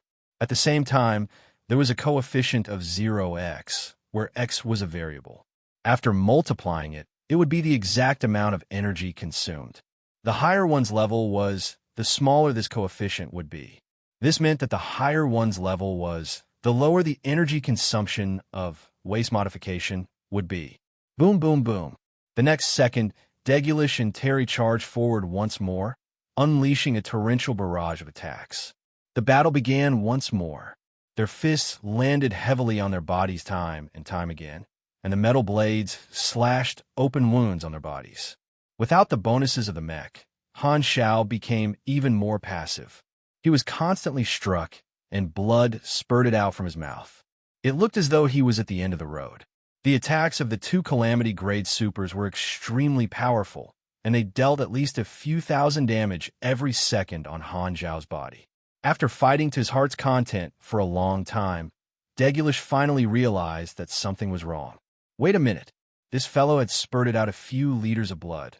So how was he still so lively? If Degulish could see Han Xiao's attributes, he would have noticed that Han Xiao's HP and MP bars were constantly increasing and decreasing. It looked rather playful, and his HP had never dropped below half. He looked like he was in a sorry state, but in truth he was as steady as an old dog, not panicking at all. Every second dealt a few thousand damage, and the amount of energy he converted to energy was also a lot. Degulish and Terry's damage was very high, but could not keep up with his health regeneration. Han Xiao was secretly relieved. Only through actual combat did he know how tenacious his vitality was. He did not even need to use the Aurora character summon card that he had prepared. Intermediate cell proliferation control. Intermediate energy absorption. These two molding talents were simply too powerful. Thank you, Fu Ding, bro. Although it was stable, it still hurt to be beaten up. However, compared to the pain he had experienced during his race evolution, this bit of pain was a form of enjoyment. Degulish fought for a long time, his expression constantly changing, from ferocious to shocked, from shocked to shocked, and from shocked to dumbfounded. No matter how much they increased their strength, causing Black Star to spurt out blood, the other party did not show any signs of being heavily injured. He could still run, jump, and even open his mouth. Not only Degulish, but even Terry was dumbfounded. CK. What was wrong with this person? Why couldn't he be beaten to death? Pung! Another attack, and Han Xiao was sent flying, creating a large crater in the ground. Degulish and Terry did not continue to chase after him. Instead, they stood far away, looking at Han Xiao in shock. Why aren't you fighting anymore? Wiping the blood for the corner of his mouth, Han Xiao stood up, his body covered in blood. He patted the dust off his body and chuckled. That's it? I haven't had enough fun yet. Put in more strength. Did you guys not drink milk? Ash's pupils constricted, and his face was filled with disbelief. This scene had awakened a distant memory. The first time he had fought with Han Xiao on Floating Dragon Island, Han Xiao had displayed an extremely powerful recovery ability, forcing him to retreat. At that time, Ashes had thought that Han Xiao's recovery ability had a limit, and as long as he was strong enough, he would definitely be able to kill the other party. This was what he had thought until not too long ago. However, Han Xiao had used his physical body to take on two Calamity-grade supers who were going all out, and even the ground had caved in a few meters from the shockwaves, forming a large crater. However, he was still as lively as ever. At this moment, Ashes was shaken. Could it be that he was wrong, and this fellow's recovery ability really had no limit? Wouldn't that mean no one would be able to kill this monster? Just as the three of them were in shock, rumbling footsteps could be heard from not too far away. It was as though an army of hundreds of thousands was marching, and even the ground was trembling. Hundreds of thousands of players were charging toward Han Xiao's battlefield. They were unable to deal with the spaceships in the sky, so they had come over to join the fun. While they were only low-grade supers, there were hundreds of thousands of them. Furthermore, many of them had broken through the level 60 barrier and obtained race evolution. Courting death. I'll deal with this group of people. You guys think of a way to kill Black Star. Ashes kept the shock in his heart, and a cold light flashed in his eyes. He was prepared to destroy these hundreds of thousands of people. Way? What way? Degulish clenched his teeth, opened his communicator, and gave an order to the temporary commander of the fleet. Activate the main cannon of the mothership. Your Excellency, where should we attack? Attack Black Star for me. Not too far away. Han Xiao's despicable smile froze on his face.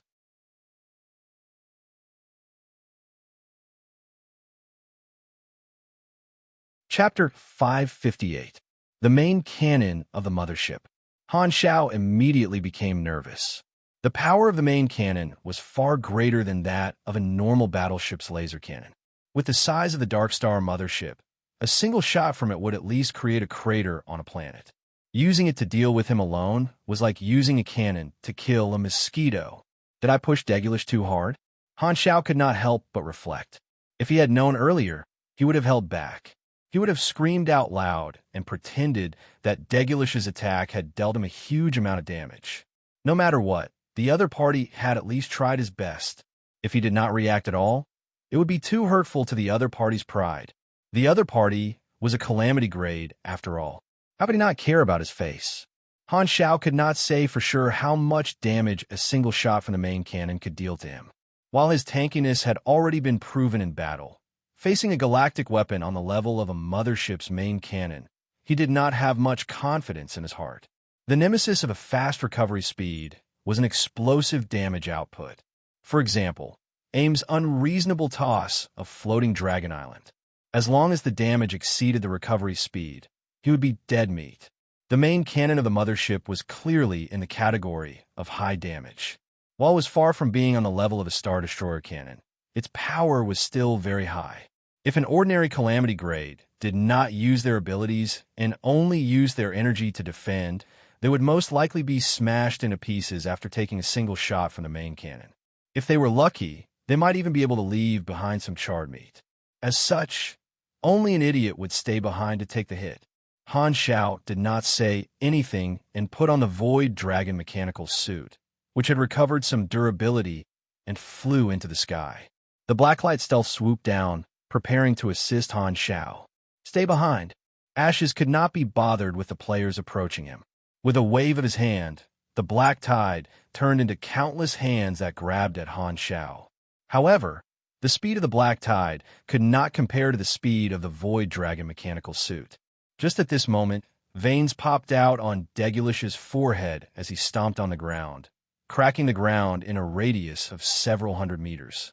Like a streak of light, he used his explosive strength to appear above Han Xiao's head. His entire body was covered in flames, condensing into a whirlpool on his fist, releasing a dazzling light. This was his martial arts technique, and Han Xiao had already been hit by this technique more than once. Han Xiao only had time to raise his arms, and the glowing fist hit the center of his crossed arms. Bang! It was as if a bright purple sun had exploded in the sky. A powerful force surged toward Han Xiao, and he did not have any resistance points in midair. His vision blurred, and all he saw was the blacklight stealth flying away from him. Then he felt a strong impact on his back, and his entire body fell through the ground. Rocks and dirt filled his vision, and he only saw a small dot in the sky. This explosive punch sent Han Xiao from the sky into the ground. Who knew how many meters into the ground?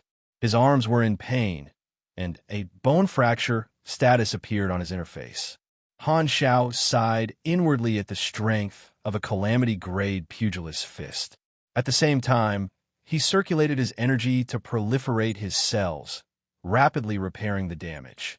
The broken bones were connected by the pressure of his muscles, and his cells began to proliferate. In the blink of an eye, the bones had been reconnected. Cell proliferation could repair any damage to the body, as long as one was willing to repair the body, while regaining blood. Fractures, disabilities, and other negative statuses could also be healed. This was a side effect that Han Xiao had discovered when he was being beaten up. Otherwise, all his bones would have been shattered. Dong dong dong. Before he could even catch his breath, the ground above his head exploded once more. Degulish had directly shattered the ground in this region, his fist penetrating through the ground like a human bulldozer. Han Xiao did not want to be buried alive, so he knocked aside the falling rocks and flew out. However, Ash's black tide had arrived once more, obstructing him for a moment. Caught you! Degulish took large strides forward, grabbing onto Han Xiao's waist. He quickly changed his position and arrived behind Han Xiao. His hands formed a locking technique, wanting to use his strength to suppress and restrict Han Xiao's movements. He was determined not to let Han Xiao escape and wanted to make him eat a cannon. In terms of strength, Han Xiao was indeed no match for a Calamity-grade pugilist. He did not want to wrestle with Degulish. Shua! At this moment, Terry took the opportunity to attack. Numerous metal plates extended, piercing toward Han Xiao's eyes, throat, heart, and other vital areas. Dang dang dang. Two Oathkeepers blocked in front of him, activating their shields to block. Every time they underwent waste modification, the quality of their machinery would drop by 1 grade. The two Oathkeepers did not manage to block for long before they were pierced by the metal plates. However, this had already bought some time for Han Xiao. Han Xiao activated the mechanical suit's propulsion module with all his strength, bringing Degulish into the sky and dodging Terry's attack. He struggled for a while, but he was unable to break free from Degulish's locking technique. Thus, he changed his method. The legs of the mechanical suit suddenly split open, and Han Xiao slid out of the mechanical suit, easily escaping. At the same time, he used his mechanical force to disintegrate the Void Dragon mechanical suit and reform it on his body. Degulish missed and landed on the ground, allowing Han Xiao to increase the distance between them. The threat of the mothership's main cannon lingered in his mind, and with every second he delayed, Han Xiao's sense of danger deepened. However, Degulish and Terry were watching him closely, and the moment he flew into the sky, he would definitely be stopped. The blacklight stealth circled above his head. If he dared to get too close to the two Calamity-grade supers, they would tear apart his spaceship. The battle had lasted for more than 5 minutes, and the cooldown of void travel was already over. Han Xiao wanted to enter the spaceship, but the moment he entered the void state, he would be able to pass through material objects and would not be able to affect anything in the real world. He would not even be able to use his mechanical suit, and he could only use his mechanical force to float in the air. The duration of void travel was not enough to allow him to enter the spaceship. This isn't good. Han Xiaoxin was helpless, and he turned to look at the hundreds of thousands of players charging over. If the footmen could restrain the 3 Calamity-grade supers for a short while and create an opening, he would be able to leave the battlefield. As the saying goes, an army is trained for 1,000 days to be used in a single moment. Brothers, the rest is up to... Ashes snapped his fingers a few times. Pa pa pa. The health of the hundreds of thousands of players plummeted, and they collapsed on the ground, turning into white light and reviving. Ash's Esper ability was too domineering. If one did not have a true damage-resistant specialty, any target weaker than him would not even have the qualifications to fight with him. Numbers were meaningless, and it was because of this that he was treated as a killing machine by Darkstar, easily massacring millions of people in Long R Constellation. The hundreds of thousands of players revived one after another in the plaza of the base, and there was an uproar. F***CK, I died in an instant. Carbon dissociation? It's all true damage. Is this boss really that overpowered? We're all dead, so it's obvious that we can't participate in the battle where Black Star is. So this should be a plot kill. The theory of a plot kill spread like wildfire, and most people believed it. No one wanted to join in the fun. In the game, one could only die 10 times every 6 days, and the players did not want to waste their limited number of deaths on a plot kill. They could only stretch their necks and watch the battle on Han Zhao's side. This was not the first time they had seen a plot. For example, the war between the Germinal Organization and the Six Nations in version 1.0, as well as the battle with the mutation source not long ago. Everyone was already used to it. Speaking of which, our Blue Star has quite a few plots. Everyone felt that this was also Black Star's personal plot, and they were very curious about what would happen next.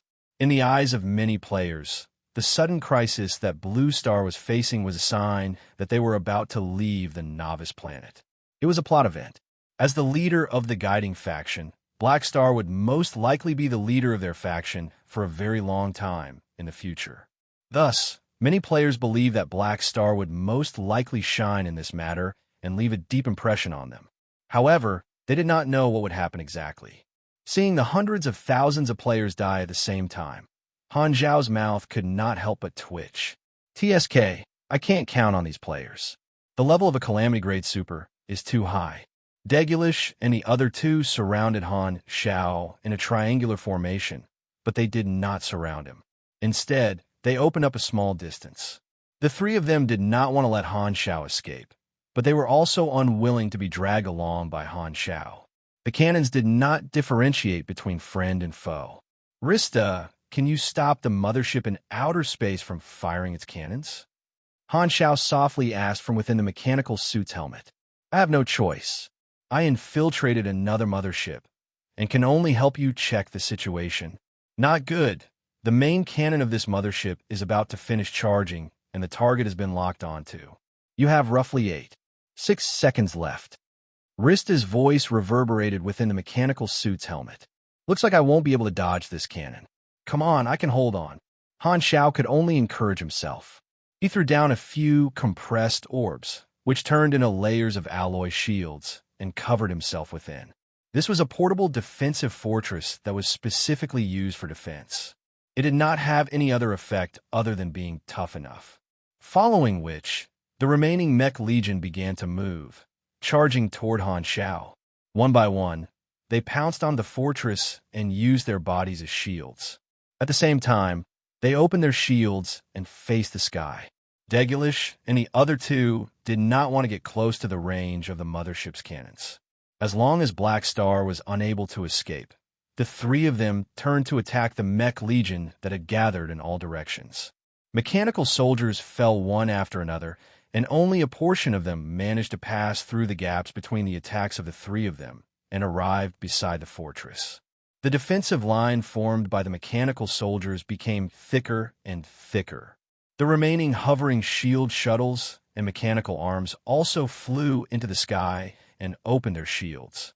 Han Xiao had released almost all of his defensive machinery, and he did not know how much of the damage these measures could reduce. Recovering his health to full, he focused his attention and prepared to use Aurora's character summon card at any time. Right at this moment, Degulish, who was attacking the mech legion, received the signal from the mothership, and the three of them immediately retreated from the area. It's a success. Black Star has nowhere to run. Degulish revealed a satisfied smile. They had chased after Black Star so that the mothership's cannons could hit Black Star. This was the method that had the highest chance of killing Black Star. At the same time, within the fortress, Han Zhao's alertness was at its highest. He activated Recoil, thorns that he had obtained from the Germinal organization leader.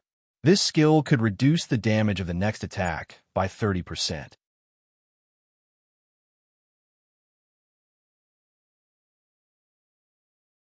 Chapter 559. The speed of the main cannon was extremely fast, and he had already been locked onto. There was no point in dodging on the ground. It only took a few milliseconds for the cannon to hit him. Even Degulish and the other two would have to dodge before the cannon fired. Unable to ride on the blacklight stealth, Han Xiao did not expect to be able to dodge the attack of the main cannon with his own speed. Void travel might be able to dodge one shot, but as long as the main cannon of the Dark Star mothership was activated, it would definitely not stop at one shot upon seeing him dodge. Rather than that, he might as well make use of the limited time he had to stack up his defenses and use Recoil, thorns, as a safeguard. He would first try to tank the first shot and figure out the damage of the main cannon. With so many measures, his chances of survival were still very high. If he could tank the first shot, he would be able to bluff and scare the enemy. As this thought flashed through his mind, a terrifying energy reaction suddenly descended. The moment he sensed it, the attack had already arrived. He was in a fortress and could not see the scene of the main cannon descending. He could only feel the layers of shields shattering from the feedback of the mechanical force. Countless mechanical soldiers were destroyed, and the fortress above his head quickly changed shape. Following which, a bright light filled his vision, and a terrifying heat covered his entire body. Boom, boom, boom. A huge force came crashing down like a mountain, and Han Xiao was instantly slammed to the ground. He was enveloped in the energy pillar of the main cannon, and his vision was completely white. The endless stream of energy was like a waterfall, pressing down heavily on his body and sinking into the ground. His health dropped rapidly. Even with the additional 30% damage reduction, the first wave had taken away a third of his health. The subsequent high temperature and energy shock waves caused continuous damage, and his health dropped rapidly. Han Xiao could not move at all, and he felt as if all the flesh on his body was melting and evaporating. All sorts of debuffs appeared one after another. If it were an ordinary person, they would have been reduced to ashes in one shot. He gritted his teeth and activated Intermediate Cell Proliferation Control, recovering 28% of his HP at the highest rate possible. Only then was he able to keep up with the rate at which his HP was dropping. He was only slightly slower. His HP bar continued to jump, causing his heart to palpitate. He was prepared to use the Aurora character summon card at any moment. He recovered over 10,000 HP every second, which was equivalent to expending 2 to 3,000 energy points every second. Fortunately, while the main cannon was dealing damage, it was also continuously replenishing his energy points, maintaining his HP regeneration ability. Damage notifications popped up crazily on the interface. Originally, the mothership's main cannon still had a portion of high true damage, but with Steel Body's ability, it was very crucial. It could be said that it had greatly reduced the speed of his HP loss. Han Xiao only suffered normal damage. A few seconds ago, after shooting down another assault ship, Nagajan's entire body was wrapped in flames. He hovered in the air for a short while and looked at Han Xiao's battlefield from afar. The shock in his eyes could not be concealed. Black Star really withstood the siege of 3 Calamity-grade supers. How'd he do it? Nagajan was very shocked. He knew that he could not do it. At this moment, he noticed that there seemed to be a change on Han Xiao's side. He saw that Black Star was rapidly stacking his defenses, while the 3 Dark Star Calamity grades were running far away, as if they were avoiding something dangerous. Why aren't they fighting? Is Black Star guarding against something? Nagajan's face was filled with doubt. Before he could think, the sudden change gave him the answer. Shua! A thick beam of light descended from the sky and hit Han Xiao's position. Calling it a hit was not accurate. The thick beam of light directly covered an area of a few hundred meters around Han Xiao. From the time the beam of light pierced through the clouds to hitting the ground, it took less than the blink of an eye. Even with Nagajan's reaction speed, he did not have the time to react. He could only subconsciously squint his eyes to resist the strong light. Bang! This shot blasted out a crater in the blink of an eye. The beam of light was like a divine spear, piercing straight into the ground. It gave off the illusion that it would pierce through the entire planet. The impact was extremely strong. The strong light was so blinding that Nagajan could barely open his eyes. His expression changed drastically. This is the mothership of Dark Star, the main cannon of a spaceship? Are the people of Dark Star crazy? They actually used their main cannon to deal with a single person. How did Black Star provoke them? Rumble. The next moment, a violent explosion shot up into the sky. The wind suddenly blew, and countless dirt and debris were sent flying in all directions by the shockwave. The main cannon of the Dark Star mothership used a separate energy furnace, and its power was many times higher than the light cannons of the assault spaceships. Relatively speaking, the mothership's main cannon was considered a single-target attack in galactic combat. Of course, if the main cannon was used to hit a single target, the effect would be no different from an AoE. The main cannon continued to fire, and the terrifying heat distorted the air. Shock waves burst out, and the area covered by the beam of light had already turned into a crater, and the area was still rapidly expanding. Inside the protective shield, the faces of countless players were illuminated by the white light. Their faces were lifeless, and only the beam of light remained in their sight. This is justice from the heavens? Whoosh! The main cannon stopped firing, and the last beam of light landed in the center of the crater. Boom! All of a sudden, the accumulated energy exploded. The sound was even louder than before. Flames and dust spread out at high speed, like a constantly expanding cover. Whistling hot winds swept out. The earth trembled. Everyone hiding inside the protective shield also felt the intense tremors, and they swayed from side to side. After a while, the explosion of energy finally stopped, and the dust obscured their vision. Everyone could only see the crater outside the sanctuary, as if it had been hit by a meteor. What is this? Countless players were shaken. Bennett was speechless. Hela threw herself onto the protective shield, and her pupils constricted. Nagajan stood at the top of the protective shield, and his face was filled with anxiety as he looked at Han Xiao's original position. That was the center of the crater, and dust was everywhere. Degulish, Ashes, and Terry stood up, and their faces were covered in dust. They had run a little further before the cannon fired and were only sent flying by the shockwave, landing in different places. After standing up, they all looked toward the center of the crater, eager to confirm the outcome of the battle. The Darkstar assault spaceships and Ghidorah spaceships had all stopped firing and were hovering in the air, observing the situation. The dust gradually dissipated, and the center of the crater was caved in for who knew how many meters. The slope was extremely steep, and the deeper it went, the redder the soil became. Many places had been turned into crystals by the high temperature, and some rocks had melted into lava that was over 1,000 degrees Celsius, giving off a white glow as it flowed down the slope. Countless mechanical fragments were scattered around, and a portion of them had already melted into molten iron. In the center of the crater, a figure slowly crawled up. His entire body was charred black, and smoke was coming out of his body.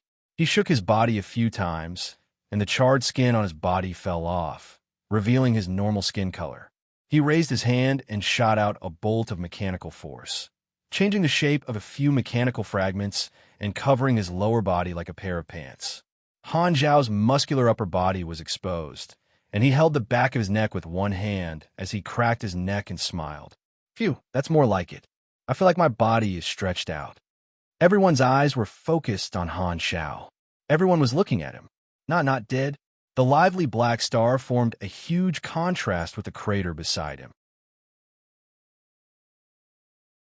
This scene made Degulish, Ashes, Terry, Nagajan, Hela, and the other players feel an immense impact, and their eyes widened in shock.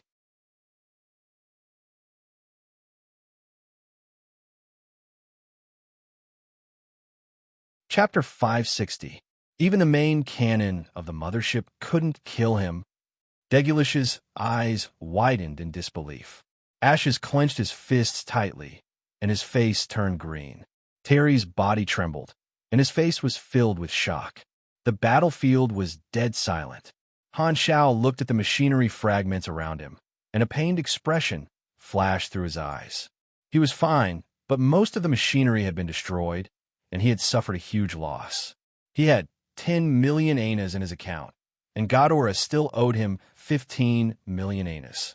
Money was not a problem, but the time he had lost was huge. After this battle, he would have to spend a long time in the machinery modification room to restore the current scale of the Mech Legion. Han Technician counted the notifications on his interface. The power of the main cannon lasted for a few seconds, and it was split into multiple waves of damage. The first wave of damage was the highest, and the subsequent waves gradually decreased. The total damage was over 50,000, which was even higher than his maximum health. He had forcefully healed himself, and the various machinery and shields had reduced a portion of the damage. After experiencing it personally, Han Xiaoxin had a rough idea. If he had not used the defensive measures earlier and used his body to take the main cannon head-on, he would have received over 80,000 damage, and his health regeneration would not have been able to keep up. He would have had to use Aurora's character summon card again, and he only had 3 uses left. He still had 1 void travel. I should be able to last a few more times. There's no need to escape immediately. I can still gamble on this mission. One eye, Han Zhao's eyes flashed, and he casually waved his hand. The belly of the blacklight stealth opened, and dozens of compressed orbs shot out. He used his mechanical force to pull them onto his body, and he activated the backup Amphiptera mechanical suit. He had always had a habit of storing backup machinery, and there were a few other sets of equipment in the spaceship's warehouse. The machinery and compressed orbs that he had originally brought with him were all destroyed, and even the Void Dragon mechanical suit was damaged. However, the bones of the Void Dragon race were tough enough, and the core materials were not completely destroyed. Furthermore, with his current position in Floating Dragon, it was easy for him to apply for the Void Dragon bones. After putting on mechanical suit, Han Zhao jumped out of the crater and flew into the air. Looking at the stunned Degulish, he displayed his thick skin and teased, "Hee hee. I was lying. Hee hee. I was just kidding. Actually, that was quite effective. Do you want to try it again? Maybe you can kill me." Degulish could hear the mocking tone in the voice, and his face turned purple from anger. He almost lost his composure as he roared into the communication device. Continue firing. If one shot was not enough, then 2 shots would be enough. He didn't believe it. After saying that, Degulish leaped up like a cannonball, heading straight for Han Shao.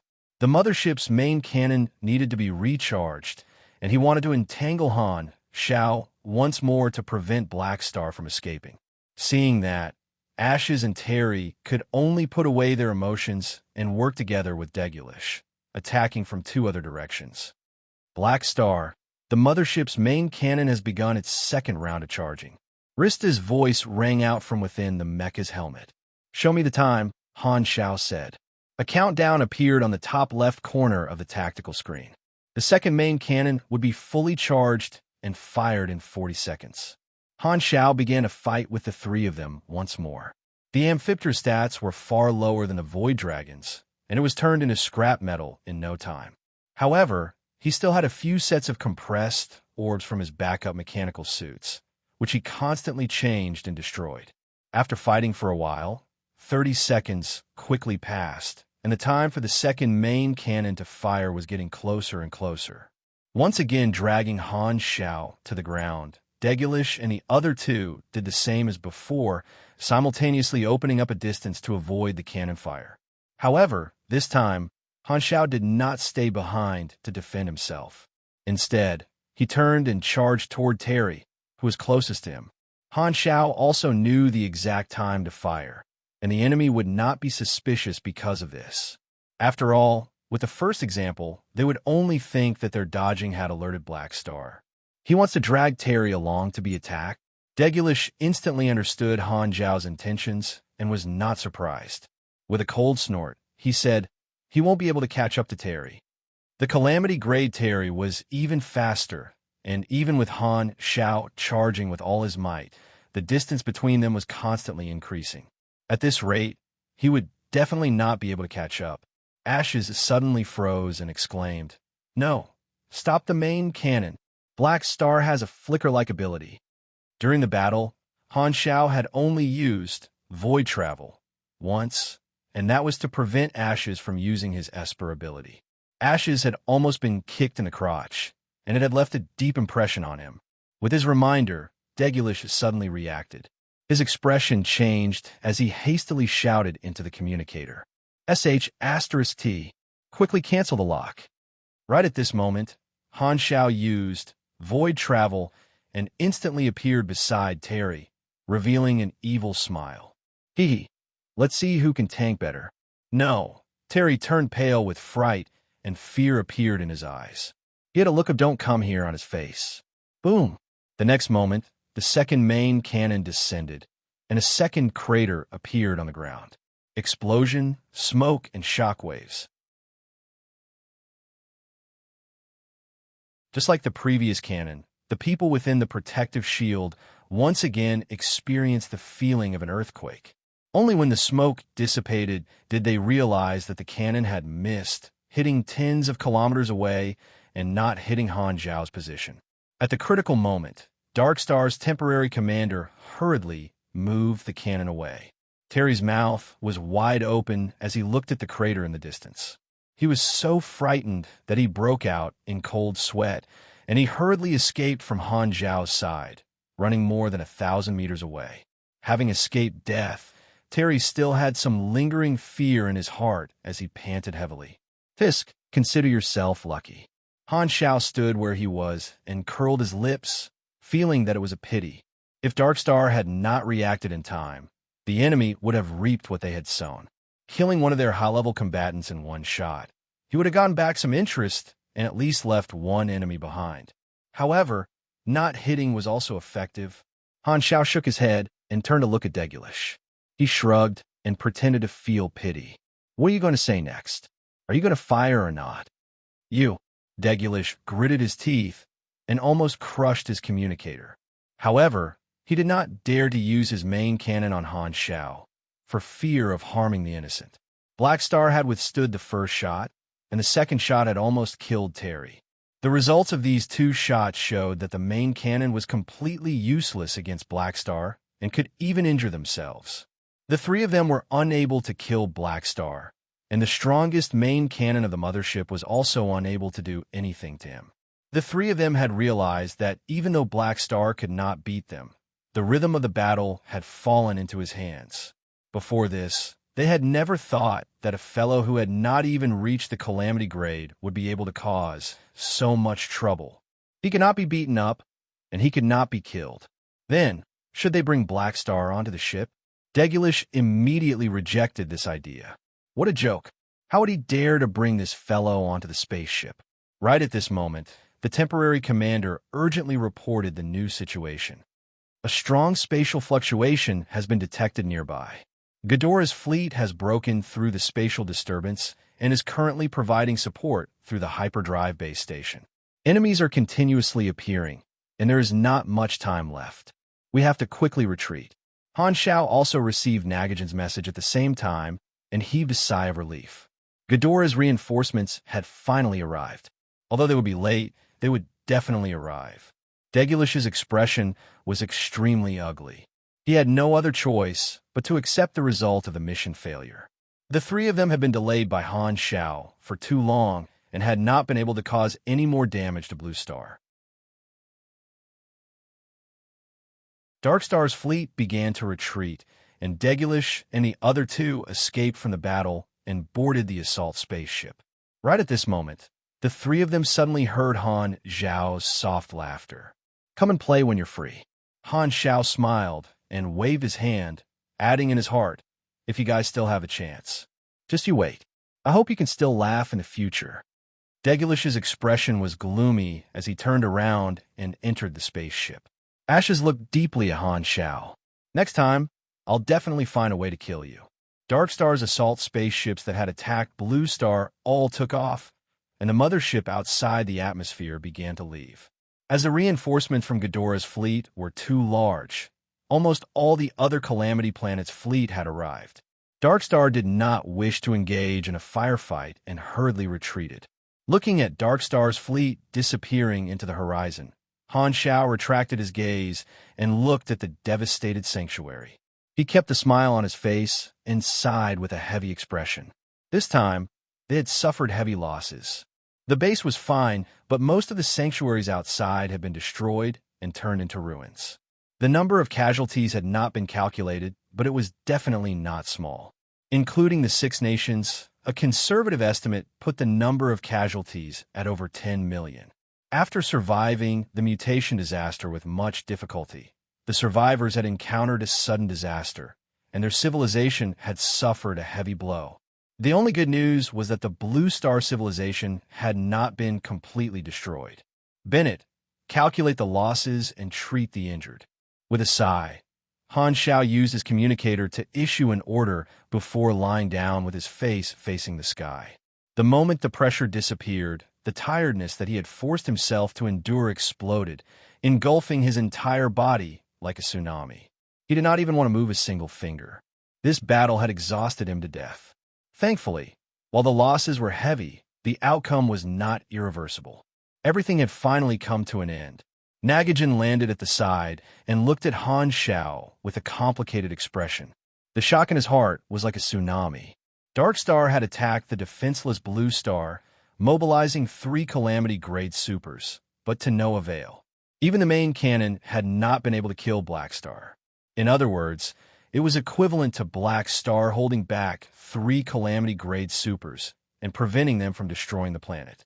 In the end, Dark Star was forced to retreat. Nagakin could almost imagine how big of an uproar this news would cause in the Shattered Star Ring in the following days.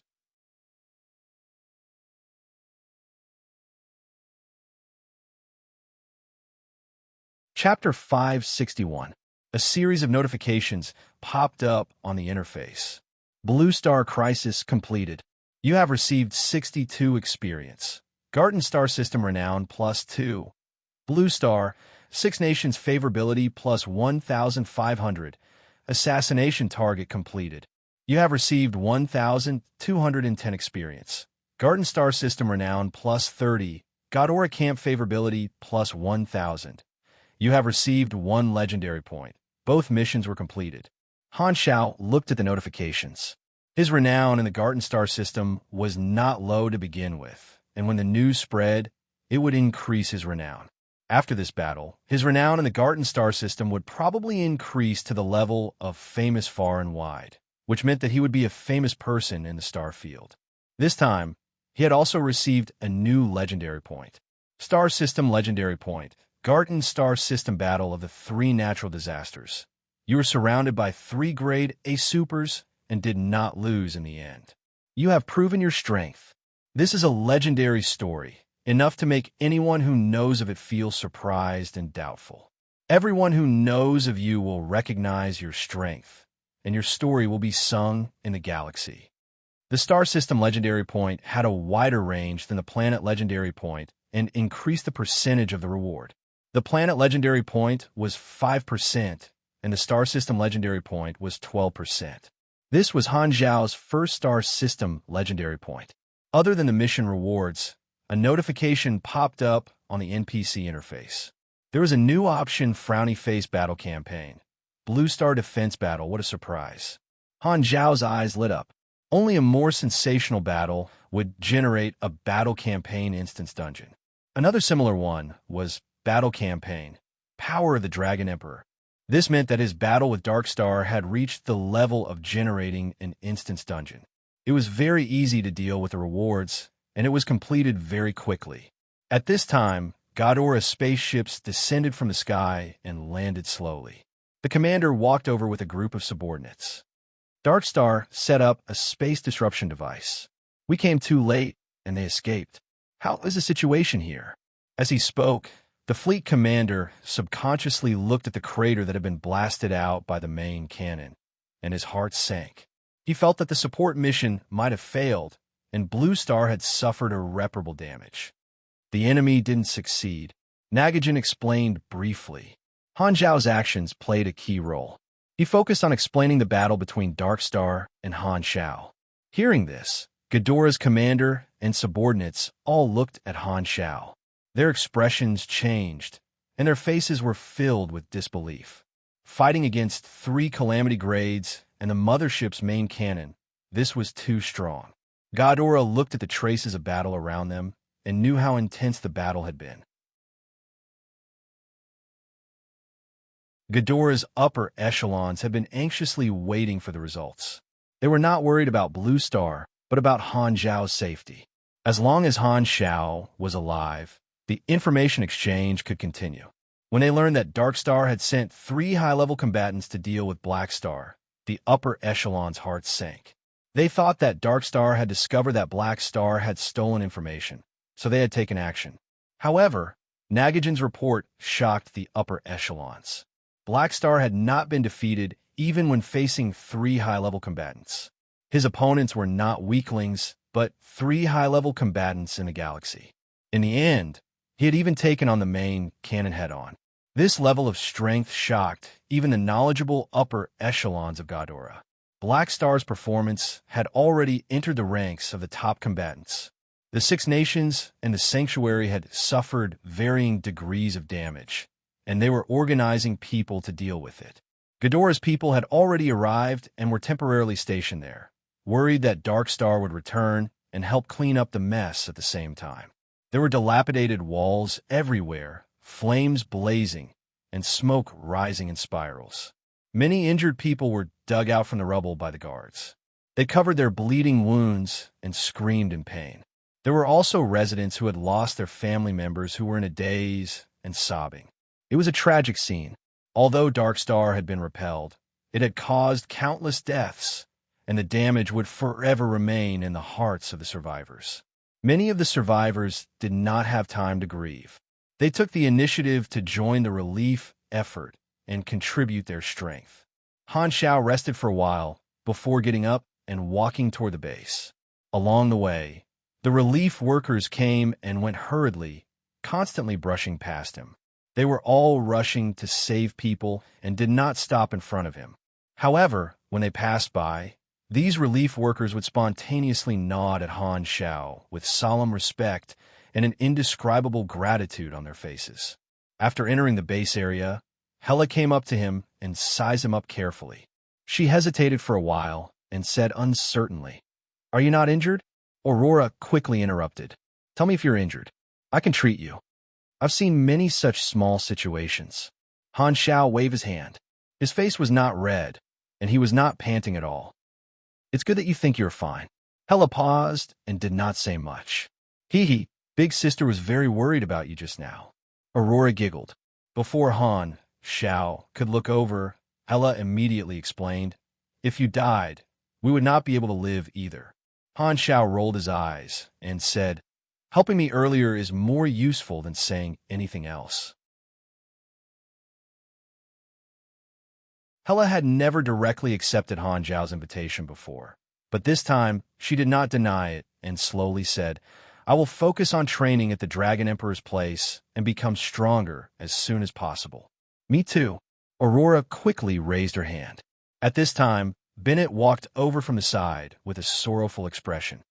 "The outer area of the sanctuary is almost completely destroyed and can only be rebuilt. The Six Nations' losses are even greater. Many cities have been destroyed, and they're busy with disaster relief. They asked me to thank you for sending reinforcements on their behalf.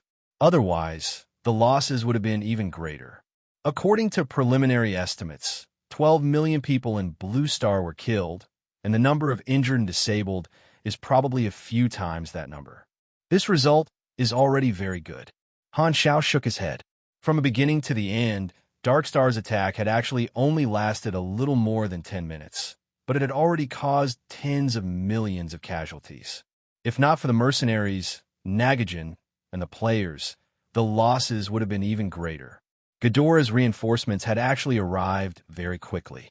This was all thanks to the hyperdrive base station that Ghidorah had set up early on. Otherwise, if Dark Star had been given enough time, it would not have been a matter of how many casualties there were. At that time, it would not even be possible to find a living person to count the losses. The destruction of the cities was even more severe. They were basically in ruins, and it would take a long time to rebuild. "This group of attackers is Dark Star?" Bennett asked. Han Xiao nodded. Damn it, Bennett's expression was angry and helpless. Even if he knew who the enemy was, he had no way of dealing with them. He did not even have the right to talk to them. He could only swallow the bitter fruit and chew on his hatred. "Don't worry, I will solve the problem of Dark Star. You don't have to worry." Han Xiao smiled. After patting Bennett's shoulder, Han Xiao walked past a few of them and walked toward the central base. He only left a back view for Hela and the others to see. They suddenly saw an illusion. The back view of Han Xiao when he left Blue Star and boarded the spaceship overlapped with the back view at this moment. It was as if this old acquaintance had unknowingly grown to a point where they could only look up to him. After returning to his room, Han Xiao took a shower and changed his clothes. The battle just now had consumed a lot of energy. As soon as he relaxed, his stomach started to cramp from hunger. After eating more than 20 highly concentrated nutrition bars, he felt that he had regained some energy. Knock, knock, knock. Suddenly, there was a knock on the door. When the door opened, Haluz and a group of officers were standing outside. Most of the mercenaries had gone to support the Six Nations and had just returned not long ago. As soon as they returned, they were shocked to hear about Han Xiao's battle results. They even thought that their captain had changed. After confirming it repeatedly, they accepted this fact and immediately ran over to visit Han Xiao. As soon as the door opened, everyone rushed into the room. "I heard that you defeated 3 calamity grades, and even the main cannon couldn't injure you?" Haluz had a look of surprise. He looked at Han Xiao from head to toe and asked in confusion, "When did you become so powerful? Why didn't I know about it?" "You'll know when we have time. I think it's better not." Haluz trembled. In the past, when they fought, it could still be called a sparring session. Now it was purely a one-sided beating. He did not want to be tortured, so he could only win against his captain in cards. Han Xiao smiled and turned to see Sylvia staring at him with sparkling eyes. "Teacher, I want to learn this." "Get lost. You want to learn everything." "No, I want to learn. Don't even think about it. You can't learn this." Sylvia's face drooped, and she mumbled, "Too much.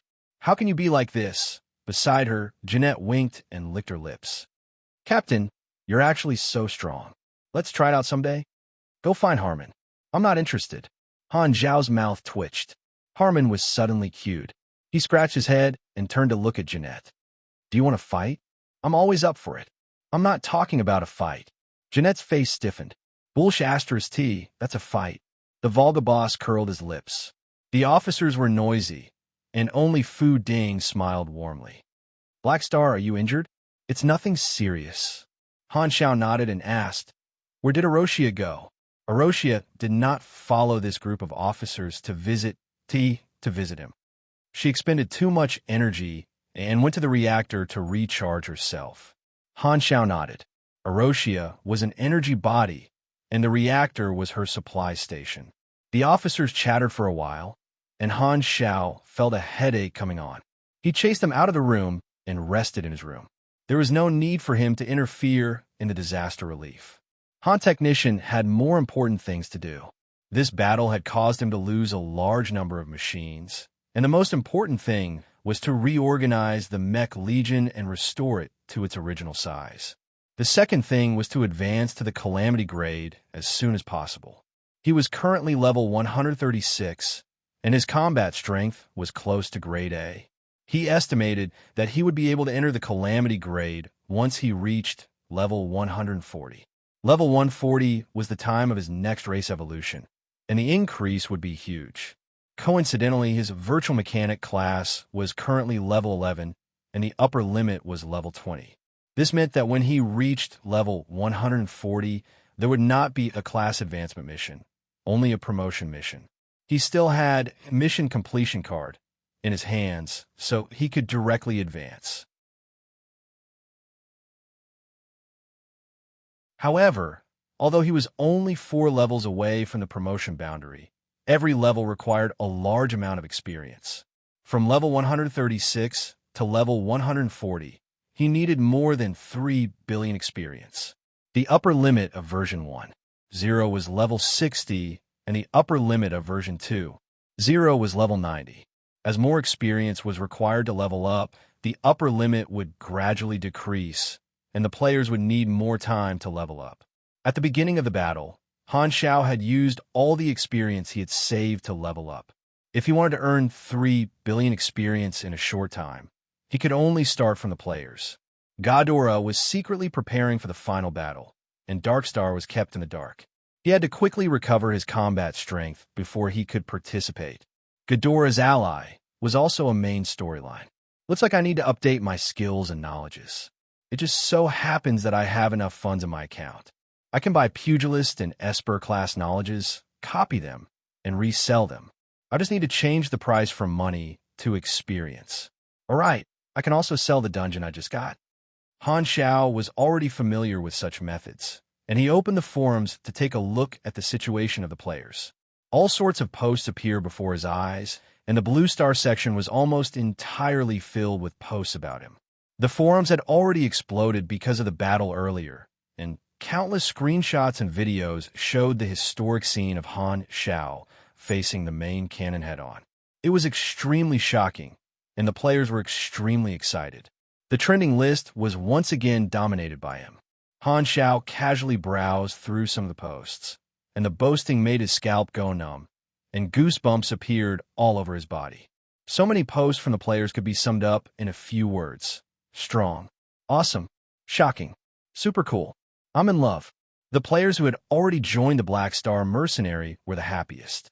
The stronger the faction leader, the more face they would have. Above them was the Dragon Emperor Ames. Just thinking about it made them feel that this faction had a bright future. This incident is an opportunity for the players to feel that the storyline of Blue Star has ended, and it's time for them to enter the galaxy. Furthermore, based on the needs of Ghidorah and the responsibilities of a galactic news reporter, the events on planet Aquamarine would be heavily publicized. If Ghidorah's guess was correct, there would be many uninvited guests descending on planet Aquamarine. Han Zhao's eyes flashed. This was a good opportunity for the next stage of his plan. You're tuning in to the Warrior Lore YouTube channel. Don't forget to subscribe and join us on this journey to catch the most captivating stories.